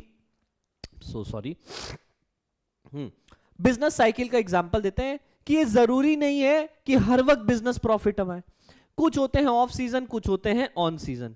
on season का मतलब जैसे सपोज करो, अगर एक बहुत बेसिक एग्जांपल मैं देता हूं आपको कि रक्षाबंधन के टाइम पे मिठाई वालों को देखना, तुम कभी रक्षाबंधन के टाइम पे वो क्या करते हैं कि अपनी दुकान के बाहर तक, है ना, होली दिवाली रक्षाबंधन में क्या होता है कि अपने दुकान के बाहर तक टेंट वेंट लगा के बकायदा मिठाइयां सड़क पे लगाते हैं कि आओ भाई खरीदो। यानी उन्होंने अपना प्रोडक्शन बढ़ाया होता है, यानी उन्होंने रॉ मटेरियल ज्यादा खरीदा होता है। जनरली जितने लोग उस शॉप में रहते हैं उससे ज्यादा उस दिन अवेलेबल होते कि नहीं होते? तो ये क्या है, कह रहा है अगर बिजनेस साइकिल बूम पर है तो ज्यादा इन्वेंट्री की जरूरत है, और अगर ऑफ सीजन है तो लिमिटेड इन्वेंट्री की जरूरत है। सीजनल फैक्टर्स, सीजन में ज्यादा प्रोडक्शन होगा तो डिमांड ज्यादा होगी, ज्यादा पैसा वर्किंग कैपिटल के लिए चाहिए होगा। ऑफ सीजन है तो कम डिमांड होगी, आपके प्रोडक्ट की कम वर्किंग कैपिटल चाहिए होगा। इसका एग्जांपल क्या हो गया, अरे सर्दियों में हीटर की डिमांड कम होती है, सर्दियों में कोई हीटर खरीदता, सर्दियों में एसी की डिमांड कम होती, कोई एसी थोड़ी खरीदता है, सर्दियों में एसी कोई नहीं खरीद रहा है, तो एसी बनाने वाली ऑर्गेनाइजेशन की वर्किंग कैपिटल रिक्वायरमेंट लिमिटेड होगी। और अगर मैंने कहा हीटर्स की बात करें तो भाई बहुत ज्यादा होगी, जो हीटर बनाती है उनको बहुत पैसा लग रहा होगा, क्यों? क्योंकि वो लगातार प्रोडक्शन कर रही होंगी, हर कोई हीटर खरीद रहा होगा। तो ये हो गया सीजनल फैक्टर। प्रोडक्शन साइकिल, अच्छा प्रोडक्शन साइकिल का मतलब क्या है, मैंने कहा एक ऐसे एग्जांपल समझो, रॉ मटेरियल से तुम फिनिश प्रोडक्ट बनाने के लिए, कन्वर्ट करने के लिए, है ना, फिनिश प्रोडक्ट तक कन्वर्ट करने के लिए किसी भी प्रोडक्ट को अगर नंबर ऑफ स्टेजेस, मैंने कहा 1 2 3 4 स्टेजेस में कन्वर्ट कर रहे हो तो वर्किंग कैपिटल लिमिटेड है। और यही चीज अगर मैंने कहा तुम 1 2 3 4 5 6 7 8 1 2 3 4 5 6 7 8 स्टेजेस में कवर कर रहे हो, यानी प्रोडक्शन साइकिल ज्यादा है, यानी तुम फ्यूल ज्यादा ले रहे होगे, raw material same raw material ज्यादा बार इस्तेमाल हो रहा होगा, पैकेजिंग में टाइम लग रहा होगा, लेबर्स में टाइम लग रहा होगा, ज्यादा लेबर रखे होंगे। तो तुम्हारी अगर प्रोडक्शन साइकिल बढ़ जाती है, एक कंपनी सपोज करो चिप्स बना रही है, एक वही काम 4 स्टेप्स में कर रही है, एक वही काम 8 स्टेप्स में कर रही है, तो जो ज्यादा लंबी प्रोडक्शन साइकिल रख रहा है उसकी रॉ मटेरियल और वर्किंग कैपिटल रिक्वायरमेंट भी ज्यादा होंगी एज कंपेयर टू जो ऑर्गेनाइजेशन लिमिटेड स्टेप्स रखते हैं अपने प्रोडक्शन साइकिल में। ये हो गया, कह रहा longer process will lead to more capital. Last is credit allowed, जितना ज्यादा क्रेडिट पे सामान बेचोगे उतने तुम्हारे पास फाइनेंशियल क्रंच रहेगा। क्रेडिट अलाउड का मतलब ये हो गया कि सपोज तुम सामान बनाते हो और उसे बेचते हो, लेकिन ज्यादातर सामान तुम क्रेडिट पे बेच रहे हो, तो तुम्हारी जेब में पैसा नहीं आ रहा है, तब तुम्हें वर्किंग कैपिटल रिक्वायरमेंट बढ़ती ही चली जाएगी। अगर तुम्हारी लिबरल क्रेडिट पॉलिसी है कि भैया ले जाओ, जब हो जाए तब वापस कर देना, अगर इस तरीके का हिसाब किताब है तो कभी भी तुम्हारे पास पैसा नहीं होगा, तुम्हें हमेशा पैसे की किल्लत रहेगी और तुम्हें हमेशा पैसे चाहिए होंगे। लेकिन अगर तुम स्ट्रिक्ट क्रेडिट पॉलिसी यूज करते हो कि भाई आज सामान लेके जा रहे हो, आज से 10 दिन बाद मेरे बैंक में इतना पैसा रिफ्लेक्ट होना चाहिए, यानी तुम्हारी क्रेडिट साइकिल शॉर्ट है, तुमने पैसा दिया तुरंत 10 दिन के अंदर उसे कन्वर्ट कर, तुमने सामान दिया 10 दिन के अंदर उसे कन्वर्ट कर लिया कैश में, तो तुम्हारी वर्किंग कैपिटल रिक्वायरमेंट उतनी नहीं बढ़ेगी अगर तुमने लिबरल क्रेडिट पॉलिसी रखी हुई है। तो कह रहा है more credit to customers will lead to high working capital. कितने पॉइंट हो गए हमारे? 6 पॉइंट। अच्छा, तो क्रेडिट अवेल्ड हो गया, दैट्स इट। एक और 6 पॉइंट नहीं, मतलब ये और भी थे। नेक्स्ट आ रहा है क्रेडिट अवेल्ड, 6 7 8 9 10 11 12। चलो देख लो, क्रेडिट अवेल्ड कह रहा है more suppliers will lead to lower working capital. Credit availed, अच्छा अगर तुम क्रेडिट अलाउ करते हो तो तुम जिनसे रॉ मटेरियल खरीदते हो अपना सामान बनाने के लिए फैक्ट्री में, उनसे भी तो उधार पे लेते होगे। अगर तुम्हें उधार पे सामान ज्यादा मिल जा रहा है तो तुम्हारी वर्किंग कैपिटल रिक्वायरमेंट, तुम्हें भी कोई टेंशन नहीं यार। क्यों? क्योंकि तुम्हें सामान देने के लिए लोग, रॉ मटेरियल देने के लिए लोग हैं। ज्यादा सप्लायर है जो तुम्हें क्रेडिट प्रोवाइड कर रहे हैं, तो तुम्हारी वर्किंग कैपिटल ज्यादा नहीं होगी। लेकिन अगर कोई तुम्हें सामान उधार पे नहीं बेच रहा है और तुम दुनिया को सामान उधार पे बेच रहे हो, तो हमेशा कंगाली में ही रहोगे। तो ये हो गया। Next, operating efficiency. Operating efficiency मतलब क्या है? अगर मैनेजमेंट अच्छा तो तुम्हारी वर्किंग कैपिटल रिक्वायरमेंट कम। इफिशिएंट मैनेजमेंट बोले तो क्या? कम लागत में ज्यादा output, minimum input maximum output. अगर मिनिमम इनपुट में ज्यादा अच्छा आउटपुट जनरेट कर रहे हो तो ज्यादा खर्चा नहीं हो रहा होगा। भाई इनपुट मतलब क्या? कितना रॉ मटेरियल वगैरह, ये सारी चीजें। अगर कम इनपुट में ज्यादा आउटपुट जनरेट कर रहे हो तो तुम्हारी वर्किंग कैपिटल रिक्वायरमेंट कम हो जाएंगी। और ये कब होगा? जब आपका मैनेजमेंट इफिशियंट होगा। Next, availability of raw material. आसानी से रॉ मटेरियल मिल जाता है तो वर्किंग कैपिटल नहीं कम लगेगा। मेहनत लगती है, बाहर से सामान मंगाना पड़ता है रॉ मटेरियल, तो भाई वर्किंग कैपिटल रिक्वायरमेंट बहुत ज्यादा होगा। Next, growth prospect. Expanding firms need more working capital, same चीज। कंपटीशन, अच्छा अगर तुम्हारे जो प्रोडक्ट तुम बना रहे हो उसमें कई सारे कॉम्पिटिटर हैं तो तुम्हें हर वक्त रेडी रहना पड़ेगा कि कब डिमांड हाइक हो जाए और मेरे प्रोडक्ट को मार्केट में नहीं पहुंचा तो दिक्कत की बात है। तो वो ऑर्गेनाइजेशन जो टफ कंपटीशन फेस करती हैं अपने कॉम्पिटिटर से, वो ये इंश्योर करती हैं कि भाई उनके पास ऑलवेज प्रोडक्ट रेडी हो या प्रोडक्ट रेडी करने के लिए रॉ मटेरियल पड़ा हो। अब अगर रॉ मटेरियल चाहिए ही चाहिए इस तरीके से, क्योंकि वो टफ कंपटीशन फेस कर रही हैं, तो वो क्या करेंगे भाई? पहले ही से अपना वर्किंग कैपिटल मेंटेन करके चलेंगे, स्टॉक हाई करके चलेंगे। इस केस में उनकी रिक्वायरमेंट भी ज्यादा होगी। तो कह रहा they maintain stock to meet demand. Inflation, भाई अगर इन्फ्लेशन बढ़ रहा है, inflation means what? Inflation is something which eats your income. महंगाई बढ़ रहा तो general price level of goods and services बढ़ना, वो बढ़ेंगे तो ऑटोमेटिकली वर्किंग कैपिटल रिक्वायरमेंट बढ़ ही जाएगी। ये हो गया हमारा वर्किंग कैपिटल पे। यहां पर हमारा होता है चैप्टर खत्म। अगर समझ में आ गया है तो like share and subscribe. Thank you class.